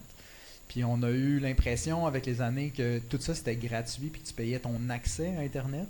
Mais la réalité, c'est que c'est marginal. Là. Le reste, l'argent, elle vient d'où? Elle vient de tes yeux sur Internet. Fait que si tu peux couper au maximum ce que tu vois, donc si tu utilises des bloqueurs de publicité, si tu restreins tes communications en ligne pour avoir des messageries qui sont privées, etc., tu peux réussir quand même à minimiser ton impact ou ton empreinte en ligne, ce qui réduit le profit de ces entreprises-là. Fait qu'il y a des méthodologies comme ça qui tournent beaucoup autour de la propriété des infrastructures puis de la copropriété de ces infrastructures-là par des communautés. Fait que je pense qu'il faut réfléchir à ça. T'sais. Comment est-ce qu'on possède collectivement des infrastructures numériques qui nous permettent de continuer à interagir entre nous autres, puis à développer les connaissances, puis on est avec des gens ici qui sont justement dans la valorisation des connaissances en open source. Bien, comment est-ce qu'on fait ça? Puis comment est-ce qu'on assure la pérennité de ces services-là? Fait que pour Projet Collectif, une de vos questions, ça doit être, c'est quoi la pérennité de nos plateformes au-delà de l'existence de notre OBNL? C'est ça, exactement. Je pense que Samantha, ça serait vraiment fun si tu t'embarquais. Est-ce que tu t'en laisses? Ben, c'est ça aussi, la pérennité, c'est quelque chose de gros, parce que les gens se disent, ouais, mais si dans 5 ans, là, vous n'avez plus de financement, vous faites quoi? Qu'est-ce qui se passe? Puis, tout a été réfléchi dans notre organisation avec un volet d'économie sociale. Fait que, c'est sûr que là, en ce moment, on a un financement qui nous permet, un financement par une fondation qui nous permet de démarrer. Mais on a aussi des services qui sont payants, des services, des fonctionnalités que c'est des groupes, des organisations qui disent « Hey, en passant, votre plateforme passerelle, est-ce que c'est possible d'ajouter telle fonctionnalité? Parce que ça pourrait nous avantager. » Fait qu'à ce moment-là, quand il y a des organisations qui sont prêtes à payer des fonctionnalités, ça permet de les rendre accessibles à tout l'ensemble des utilisateurs et utilisatrices. Fait que, dernièrement, on a changé notre interface. C'est parce qu'il y a un groupe, il y a une organisation qui était comme « Ah, mais on voulait avoir une nouvelle plateforme, ça nous coûte énormément d'argent. Est-ce que vous pouvez nous soutenir dans tout ça, voir est-ce que vos plateformes pourraient répondre à nos besoins? » Puis il y a eu une discussion par rapport à ça. Puis au final, ce qu'ils voulaient, c'est une fonctionnalité qui allait permettre d'avoir une utilisation beaucoup plus fluide dans leur communauté de pratique. Donc, cette fonctionnalité-là, en ce moment, elle bénéficie à tous nos utilisateurs et utilisatrices. Puis plus on avance comme ça, on a de plus en plus des organisations qui disent « Hey, on veut financer, hey, on veut rajouter ça », bien, ça nous permet de maintenir une certaine indépendance dans ces plateformes-là. Donc, on ne dépend pas, du moins, on essaie de s'en aller vers une indépendance de nos plateformes, puis c'est quelque chose qui est réfléchi. On offre des services, par exemple, d'édition qui nous permettent à des organisations de dire « Hey, on a besoin de soutien dans la documentation des savoirs. » Donc, c'est sûr, ça va être un service qui va être payant. Fait que ce qui va nous permettre aussi de payer une portion du volet praxis, qui est le volet plus de connaissances. Et ce qui nous permet aussi de dire, hey, on peut soutenir d'autres groupes qui ont peu de moyens ou pas de moyens dans d'autres volets. Donc, c'est aussi ça, c'est de réfléchir à comment on gagne en indépendance, puis c'est vraiment à travers le volet d'économie sociale. Après, c'est sûr que c'est pas aussi simple. Ça fait, je pense, ça fait 5-6 ans qu'on existe. En commun a été lancé en 2018, mais Passerelle existe depuis un petit moment. Là. C'est juste, ça prend du temps de démarrer quelque chose d'indépendant. Ça se fait pas du jour au lendemain. Ça se fait avec un financement. Puis à un moment donné, quand on finit par connaître les codes, ben OK, on va essayer de se tasser de tout ça puis essayer de le faire à notre façon en écoutant les utilisateurs et utilisatrices. Puis pour avoir ça, il faut une masse critique. Il faut des gens qui y croient. Des groupes citoyens, des groupes qui sont comme « on veut plus être sur les GAFAM », j'en entends tout le temps. Mais quand je leur présente, puis ils sont comme « ouais, mais ça ressemble pas à Slack. Ouais, mais on veut que ça soit comme Messenger. » Je leur dis « oui, mais on n'est pas ça. On pourra jamais être ça parce qu'on veut pas être ça. On veut pas reproduire quelque chose qui existe déjà et qui vous rend dépendant. » Donc, il y a ça aussi, ce dilemme-là, la résistance qui entre. On veut changer les choses, on veut s'en aller, mais il faut aussi une volonté collective, une volonté dans laquelle on va dire « OK, on va prendre ce temps-là pour changer de plateforme. » Puis il y a des groupes que j'ai suivis pendant 1 an. Ça a pris 1 an, puis maintenant ils l'utilisent. C'est juste, il faut cette volonté-là, il faut collectiviser, il faut y aller en groupe. On ne peut pas y aller tout seul puis dire « OK, je vais y aller. » C'est des choses qui prennent du temps, puis c'est une déconstruction à faire. C'est ça, ça paraît simple, mais c'est la chose la plus difficile de construire des habitudes qu'on a et des réflexes qu'on a. Puis on y va une chose à la fois. Le changement, peut-être qu'on ne le verra pas. Il y a des changements que j'espère dans ma vie voir, mais peut-être que ça va prendre cette génération pour les voir. Donc il y a des choses aussi qu'il faut arrêter de toujours accélérer. C'est comme la transition, on veut tout de suite là, maintenant, on veut changer. Non, ça ne marche pas de même. Les communautés autochtones sont là depuis plus de des millénaires, puis ils essaient sont les gardiens et les gardiennes de ces territoires-là, puis ils voient leur territoire se faire détruire. Fait que, est-ce qu'ils vont le voir, la transition socio-écologique? Peut-être pas. Fait que c'est comme ça aussi qu'il faut réfléchir. Il faut arrêter de toujours être dans vite, il faut changer le monde, il faut accélérer, il faut se dépêcher. Ça ne marchera pas. Il faut y aller avec les moyens qu'on a, puis il faut le collectiviser. Vous avez beaucoup parlé des communs. Hein. On pourrait mettre, dans le fond, un mot là-dessus, les communs numériques. Je ne sais pas, Raphaël, tu veux sauter à... Oui, je voulais aborder un autre point sur cette question-là. Ouais.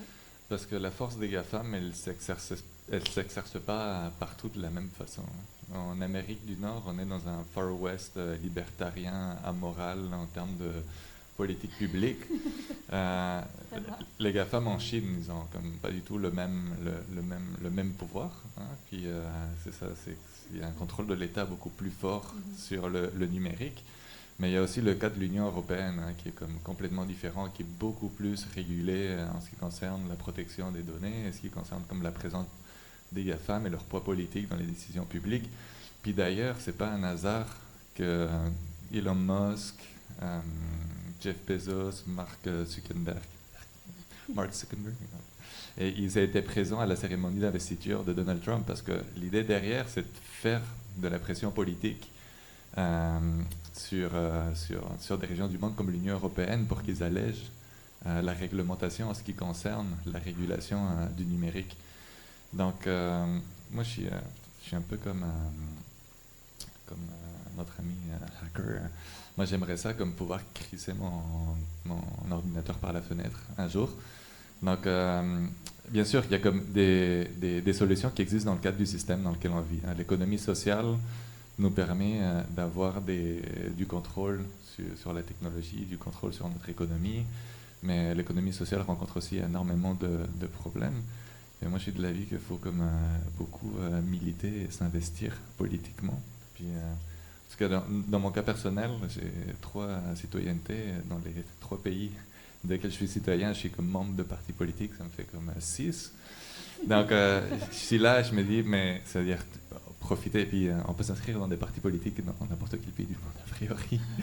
Donc, j'y vais avec mes convictions. Je me dis, j'étais responsable d'un laboratoire d'expérimentation en politique publique à Montréal, dans le cadre de Montréal en commun. Et ce qu'on essayait de faire, c'était de co-concevoir des politiques publiques qui étaient contraignantes pour accélérer la transition socio-écologique. Puis moi, je pense que ça passe beaucoup par ça. Et c'est ça. En fait, pour transformer un système, il y a comme deux façons d'y aller. Il y a les initiatives qui sont issues de l'économie sociale, il y a les changements culturels, puis les changements dans la réglementation et les infrastructures, essentiellement. Donc il faut agir à tous ces points-là. On a beaucoup parlé des alternatives de l'économie sociale, mais on ne va pas être capable de créer un changement systémique s'il n'y a pas un changement culturel, un changement dans les infrastructures et un changement dans la réglementation. On va faire pression sur les politiques. Il y avait une question en avant.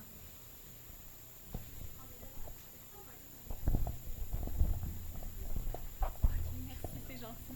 Bonjour. Dans le fond, ma question nécessite une petite mise en contexte. C'est comme une histoire. Oh. Pour expliquer un peu un phénomène capitaliste là, qui a été beaucoup utilisé par Walmart. Fait que, mettons, là, il y a un petit village, là, quelque part, où il y a une petite épicerie locale, un cordonnier, puis une petite pharmacie. Puis, au lieu de s'installer dans un grand centre, comme Montréal ou Québec, ben, Walmart, il va s'installer là, proche d'un grand centre, mais quand même éloigné. Puis là, il va offrir quoi? Des vêtements, des médicaments, puis de la nourriture à des prix vraiment ridicules. Puis là, ben, les gens de ce quartier-là, ben, au lieu d'aller chez le poissonnier, au lieu d'aller au cordonnier, vu qu'ils commencent à manquer d'argent, ben, ils finissent par aller magasiner chez Walmart parce que c'est moins cher. Puis là, les petits commerces locaux de personnes locales font faillite, puis là, ils doivent fermer. Puis là, qu'est-ce que Walmart fait? Ben là, il monte ses prix. Puis là, les gens, ils voudraient aller acheter ailleurs, mais tous les autres commerces sont fermés, il n'y a plus rien. Puis si Walmart s'en va, ben, ils sont comme dans la désolation, puis ils voudraient aller magasiner ailleurs que chez Walmart, mais même les gens qui ont résisté jusqu'au bout à magasiner chez Walmart, quand tout ferme, c'est où qu'ils vont magasiner? Chez Walmart. Puis ça, c'est une stratégie de Walmart qui est documentée. Walmart devient le plus gros employeur. Oui, c'est ça. Parce que là, les gens qui perdent leur job, ben, ils vont travailler où? Chez Walmart. Excusez, c'était comme un genre de... fait que c'est ça. Donc, ça met la table pour ma question qui est aussi une orientation vers une piste de solution. Parce que quand on parle de Messenger, de Facebook, de Slack, ça, tu sais, on s'est demandé tantôt, mais là, on peut pas remplacer Messenger, on peut pas remplacer Facebook ou Slack parce que justement, c'est comme nos Walmart numériques. Fait que je pense qu'une des questions qui est vraiment importante à se poser pour trouver des pistes de solution, c'est mais qu'est-ce que Facebook, Slack, Instagram, TikTok remplacent à la base? Tu sais, c'est quoi qu'on a perdu, en fait? Ça peut être dans le champ du numérique, hors champ du numérique, mais il faut se poser la question, tu sais, c'est quoi ces choses-là qui font que, au-delà de comme la dynamique de marketing qui nous rend dépendants, c'est une autre comme forme de dépendance plus profonde qui est comme, il y a des choses qui sont mortes, il y a des choses qui ont disparu de nos vies, qu'on ne sait plus comment faire. Tu sais, c'est pas juste... tu sais, on peut penser à des espaces publics qui ont disparu dans les années où les réseaux sociaux les ont remplacés. Mais on peut penser aussi à comme des savoirs organisationnels. Là. Qui sait faire ça ici? Un index maintenant. Comme. C'est des choses que le numérique remplace. Fait que moi, j'aimerais ça vous poser la question, selon vous, qu'est-ce que ça a remplacé? Puis ce serait quoi les pistes de solutions qu'on peut envisager en réfléchissant dans cet axe-là? Voilà. Ah, moi, j'adore cette question. J'adore ça, moi aussi. Mais en fait, un des mythes fondateurs du capitalisme, c'est celui de la destruction créatrice. C'est ce qui fait en sorte que, en fait, c'est le mythe qui fait en sorte qu'on justifie tout le temps l'innovation. En fait, l'innovation, parce que ça permet tout le temps d'augmenter la croissance, d'augmenter la productivité. C'est Schumpeter qui était venu avec cette idée de la destruction créatrice. Puis effectivement, puis ça vient un petit peu plus des recherches que je fais en informatique ubiquitaire. Puis il y a des gens qui se sont questionnés là-dessus. C'est le grand projet de l'informatique ubiquitaire, je vous le disais tout à l'heure, c'était d'avoir comme ce monde dans lequel Il n'y a plus de friction, on est porté par la technologie dans notre quotidien, dans nos activités super productrices. Mais il y a des gens là-dedans qui se sont dit, écoutez, on est comme en train de détruire des formes de pratiques culturelles qui existaient avant. Puis en fait, un des grands défauts de ce qui arrive dans les milieux de pratique, c'est que les gens ils disent, on va faire de la conception centrée sur l'utilisateur. Puis après ça, ils vont faire comme un super produit qui fonctionne très bien pour qu'on ait le maximum de confort là-dessus. Mais en fait, c'est une approche qui est inspirée de l'ethnographie, mais dans laquelle il n'y a plus de théorie en ethnographie, en anthropologie et en sociologie. En fait, on s'est dit, on se concentre sur l'utilisateur, mais tout ce qui pourrait comme nous permettre de comprendre le monde de façon complexe, on l'évacue dans ce paradigme du confort. Donc, s'il y a une lecture que je peux te recommander là-dessus, c'est Arturo Escobar. Donc, Arturo Escobar. Puis c'est Design pour le pluriverse. Donc, puis là, il dit, en fait, à un moment donné, il va falloir qu'on se mette à concevoir en pensant aux pratiques, en fait, en essayant d'éviter la destruction des pratiques culturelles qui existaient avant, parce qu'elles ont comme une valeur intrinsèque, tout comme la nature d'ailleurs. Puis c'est Crawford, dans son récent livre qui s'appelait Le contre-atlas de l'intelligence, le contre-atlas de l'intelligence artificielle, qui parlait de cette notion qu'on a évoquée dans notre discussion juste avant de commencer, de droit au refus. Donc, est-ce qu'on peut, à un moment donné, comme société, se dire, est-ce qu'on peut refuser, genre, d'investir dans certaines technologies? Puis c'est d'ailleurs Durand Folco et Jonathan Martineau, dans le livre Le Capital algorithmique, qui est sorti il y a 2 ans, qui le mentionnait très bien, en fait. Si on a des technologies numériques qui persistent aujourd'hui, c'est parce qu'on a décidé de les garder, mais c'est pas nous qui avons décidé de les garder. C'est les grosses compagnies qui ont décidé de les garder parce que ça servait une fonction spécifique. Et c'est comme ça que ça fonctionne. Et pour répondre spécifiquement, là, mon grand-père il est né en Gaspésie, puis le soir, tous les soirs, parce que tous les soirs étaient pareils, c'était le même soir. Il travaillait pas mal 7 jours par semaine, surtout l'été. Fait que le soir, il se ramassait sa galerie, puis lui, il jouait pas de musique. C'était le seul de ses frères qui jouait pas de musique, c'était tous des gars, fait qu'il jouait pas de musique. Lui, il sculptait. Puis ses frères jouaient de la musique. Puis les voisins arrivaient. Puis il y avait toutes des pratiques artistiques différentes. L'artistique, tu sais, c'est vague, là. Gosser un bout de bois, pour eux, c'est artistique, là. Puis il y a un de ses cousins qui est un sculpteur connu, mais le reste, là, il gossait des affaires. Puis il n'y avait pas de pression de faire le plus beau canard de la gang. C'était juste ça. Les gens jouaient de la musique, puis ils faisaient ça. Puis je pense que la technologie nous a rendu... Il y a eu l'illusion de nous faire croire qu'on allait être des producteurs. Puis c'est toute l'économie autour du content creation, la création de contenu, c'est ça. Tu es un créateur. Tout le monde est un créateur maintenant. C'était la promesse du Web 2.0, fait que la promesse de tout ce qui est arrivé après YouTube, mettons, là, c'est ça, on est tous des créateurs, mais on crée quoi exactement là-dedans? C'est comme vague. Oui, il y a plein de choses qui sont super intéressantes qui naissent de ça, mais est-ce qu'on est vraiment des créateurs? Puis je pense que retourner à la création, puis là c'est un peu le côté gars qui travaille dans un centre d'artistes qui parle, là, mais retourner à la création, peu importe c'est quoi, je pense que ça nous fait gagner beaucoup. Parce que j'aimerais ça dire, une des solutions, c'est de travailler moins. Mais ça, c'est vraiment une question de privilège. Puis j'aimerais ça qu'on soit tous là, mais on n'est pas encore là. Fait que ça peut peut-être pas marcher, mais retourner vers des activités de création, puis retourner vers des activités de consommation culturelle, mais dans le sens lire des livres, écouter de la musique, faire de la musique, être avec des amis à écouter de la musique, être ensemble à faire des activités, est probablement un grand signe de rébellion dans notre société. Fait qu'être ensemble, c'est une grande rébellion. Puis si on se reporte à, probablement plusieurs d'entre vous, et vous avez parti d'une manière ou d'une autre à la grève de 2012, c'était très créateur. Dans toute cette destruction et cette violence-là, il y avait énormément d'amour, d'amitié, de création, de liens, de tissu social, de rapprochement, d'utilisation de nouvelles technologies, d'affaires super belles qui se passaient, puis parce qu'on était ensemble dans la rue à se faire tabasser. Fait que peut-être que la solution, c'est de se faire tabasser encore, tous ensemble dans la rue. À terme. Ouais. Mais c'est comme, là, je ne vais pas aller dans le personnel, mais je la vois la différence entre, juste la pandémie. Avant la pandémie, après la pandémie, comment Zoom, là. Zoom. On peut pas s'en passer de Zoom, de Google Meet, de toutes ces visioconférence pour se rencontrer. Puis je trouve ça bien dans un sens parce que ça a permis de rester en lien avec des gens, mais le lien, c'est face à face. C'est comme tu le dis, les manifestations, les luttes.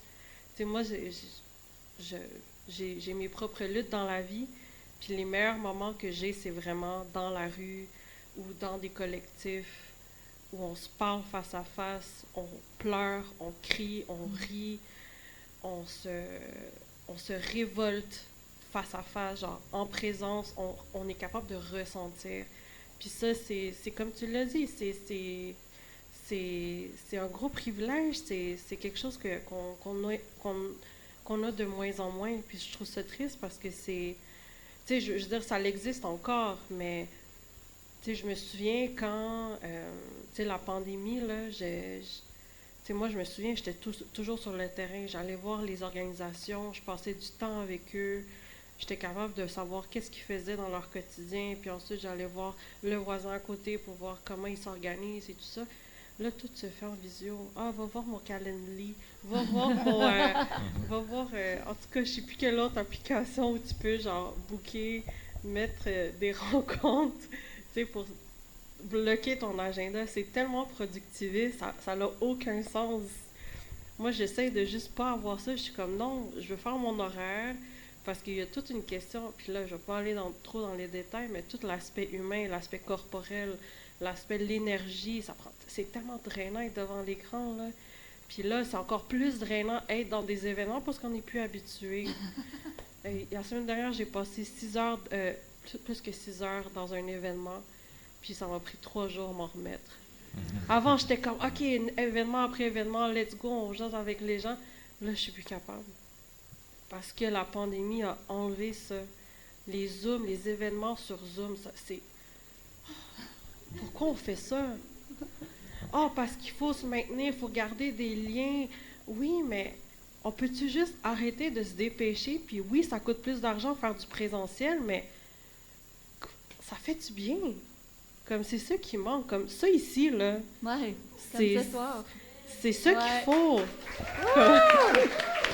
Faut arrêter de se dire « on va le faire en ligne parce qu'on n'a pas le temps, puis on peut rejoindre les gens des 4 coins du Québec. » Non, allons les voir en Gaspésie, allons les voir à Rouyn-Noranda. Je veux dire, comme avant, on faisait ça, on se déplaçait.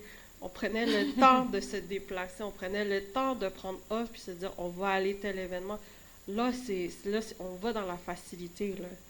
Puis on va dans la facilité, on y va dans l'épuisement rapidement, puis là, les gens après ça sont comme « Ah, je suis trop fatiguée. » Ben oui, parce que c'est épuisant. Puis là, tu dois gérer ton sel, tu dois gérer ton écran. Non. Je veux dire, c'est ça qu'on a... Moi, je reviens avec la pandémie parce que moi, là, personnellement, je vois le changement drastique qu'il y a dans les relations. Puis tu sais, je le retrouve beaucoup dans mes différentes communautés où on se fait un petit gathering, un petit rassemblement chez quelqu'un, puis on fait juste être par terre ou être sur un lit, puis on fait juste discuter, faire de l'art, faire des poèmes, et peu importe. Fait que, tu sais, c'est ça, c'est tout ça, là, ça peut paraître stupide, mais c'est ça qu'on a un peu effacé. J'aime beaucoup ton exemple, ton histoire, là. C'est l'histoire des GAFAM un peu. J'invite vraiment à ce qu'on réfléchisse à ça, une petite mini anecdote chez Raphaël, tu veux prendre la parole, mais pendant la pandémie, parce que j'entends Sam parler de pandémie, ma fille avait 6 ans, puis à un moment donné, elle ne pouvait pas voir ses amis, comme tous les enfants, puis on faisait qu'elle parlait avec une de ses amies par Zoom, tu sais. Puis, mais elle pleurait à chaudes larmes. Puis je dis, mais tu viens de la voir, ton ami? Puis elle dit, maman, c'est un écran, c'est pas mon ami. Puis c'est comme, pow! Ouais. Raph, tu voulais y aller?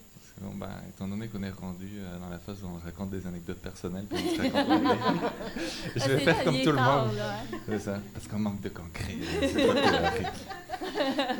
sais qu'on parle de politique publique? Ouais, non, c'est ça. C'est parler de politique publique.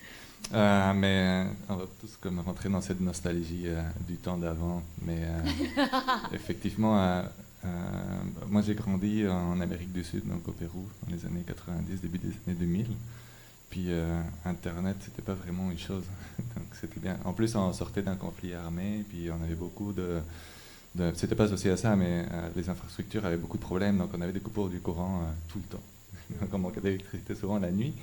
Puis dans les meilleurs souvenirs que j'ai, c'est comme ces moments-là où on se retrouvait dans le salon autour d'une bougie à attendre que la lumière elle revienne. Mais en fait, la technologie, elle a toujours fait ça. Dans l'histoire du Québec, si on pense, j'ai lu quelque chose là-dessus très récemment, mais l'arrivée de l'électricité, elle a changé tellement nos rapports sociaux, déjà de base. C'est-à-dire avant, dans les villages, on se retrouvait tous dans des maisons en commun parce qu'il y avait un foyer qui permettait d'économiser de l'énergie et faisait en sorte que tout le monde se réunissait la nuit, on était tous en famille. Puis du moment où on a commencé à avoir de l'électricité, de la lumière dans toutes les chambres, il y a eu une atomisation, puis une séparation de la vie en commun. Donc tranquillement, les différentes technologies, le problème, c'est qu'elles sont toutes allées dans le même sens. C'est pour ça qu'on dit qu'il y a quand même une idéologie sous-jacente au développement technologique qui, étonnamment, associe la productivité aux problèmes qu'on a mentionnés juste avant, à la solitude, puis d'autres choses liées à la productivité. Donc, ça m'étonne. Je vois des mains levées. Il y avait en arrière, il y avait ici. Je ne sais plus c'est quoi dans l'ordre. Je ne veux pas que vous vous battiez. C'était en arrière ici ou ça fait très longtemps, il me semble que... Oui, il me semble que ça fait vraiment longtemps que vous avez la main levée. D'abord, j'apprécie énormément les opinions qui se sont avancées. Ce que je retiens, c'est la question, sommes-nous en train de nous déshumaniser? Et je vous raconte une petite expérience qu'on a eue dans notre coopérative de solidarité. Au moment où on introduit sur informatique la liste d'achats, les présences au souper communautaire ont droppé en 6 mois d'une cinquantaine à une dizaine de personnes, au point où on est obligé de fermer le groupe d'achat. La brisure sociale qu'on est en train de vivre lance un défi. J'espère que ça va être utile. Essayez de vous en passer pendant 24 heures totalement. Là, vous aurez un diagnostic que si vous êtes incapable de le faire, vous pouvez le réussir. Si vous êtes incapable de le faire, vous êtes déjà addict. On vous a atteint votre psyché. Pour être très clair, comme Paul disait, le continent noir, c'est l'âme humaine. Et on attaque notre âme. Là, on est content parce qu'il y a des scientifiques en France qui ont prouvé que moins tu as de relations interpersonnelles, plus dans 15 ans, tu ne comprendras pas pourquoi tu es malade. Tu ne sauras pas la cause de pourquoi tu es malade. Il y a une formule. Ce que vous faites, je trouve intéressant. Essayez de vous imaginer, parce que comme intervenant social, on a fait ces expériences-là. 20 semaines. Tous ceux ici et celles qui sont présents ici se rencontrent de 13h30, 3h de temps. Un compte-rendu est fait à la suite pour dire librement, en toute totalité, qu'est-ce que je veux vivre ici, maintenant, dans la société québécoise. Vous allez voir les pistes aussi. Ce n'est pas juste des opinions, c'est l'ensemble du monde qui va exprimer ces diverses façons de voir les choses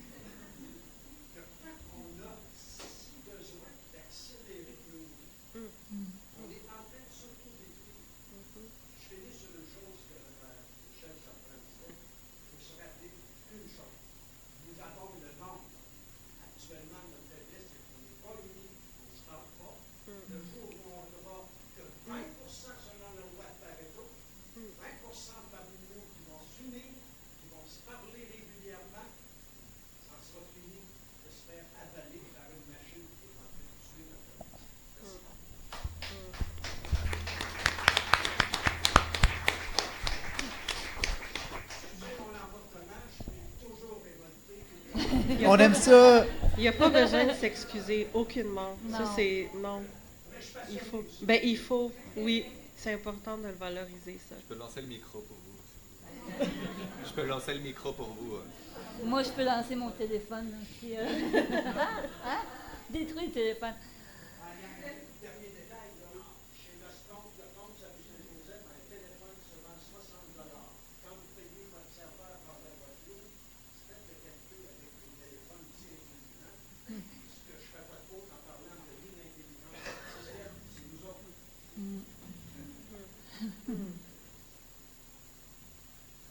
Est-ce que vous avez quelque chose Est-ce qu'on prend une autre question, une autre intervention? Il est quelle heure, là? On nous arrête à un moment donné, hein? Si on, il y avait encore plusieurs questions. Ouais. Donc, Oh, oui. OK, on enchaîne. Il y avait derrière.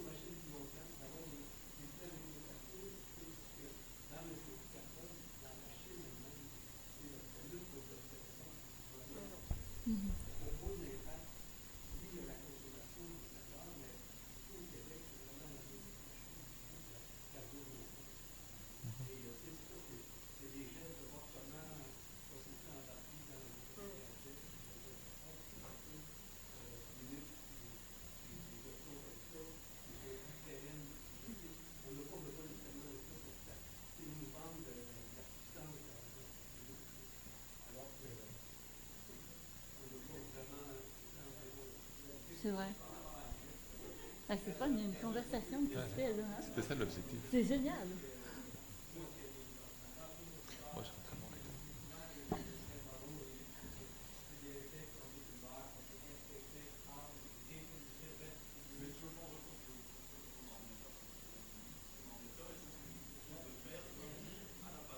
Ah! Yeah. Ah! Ah ouais! All right! J'ai pas entendu tout ce que tu as dit, mais il y a une invitation samedi à la patente. C'est ça.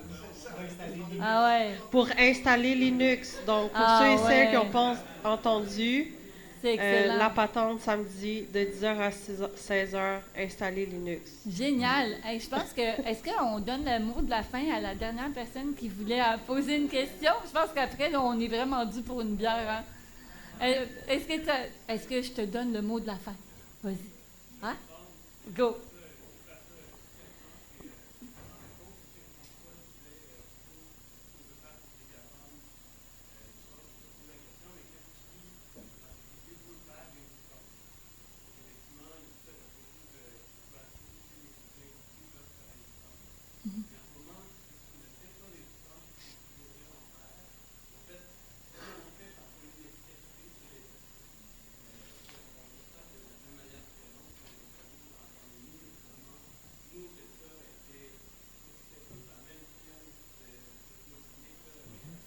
Mhm.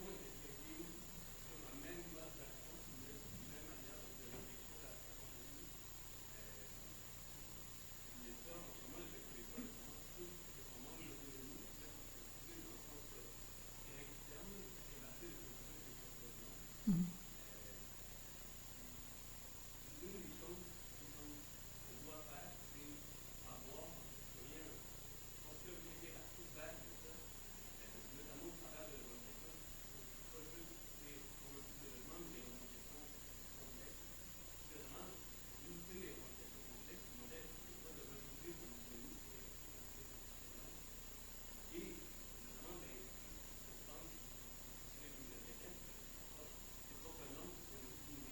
Mhm.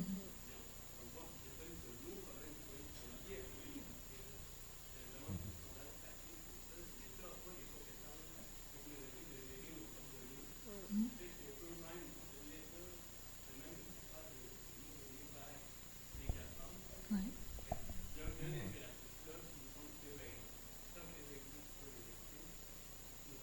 Autonomie, souveraineté des données.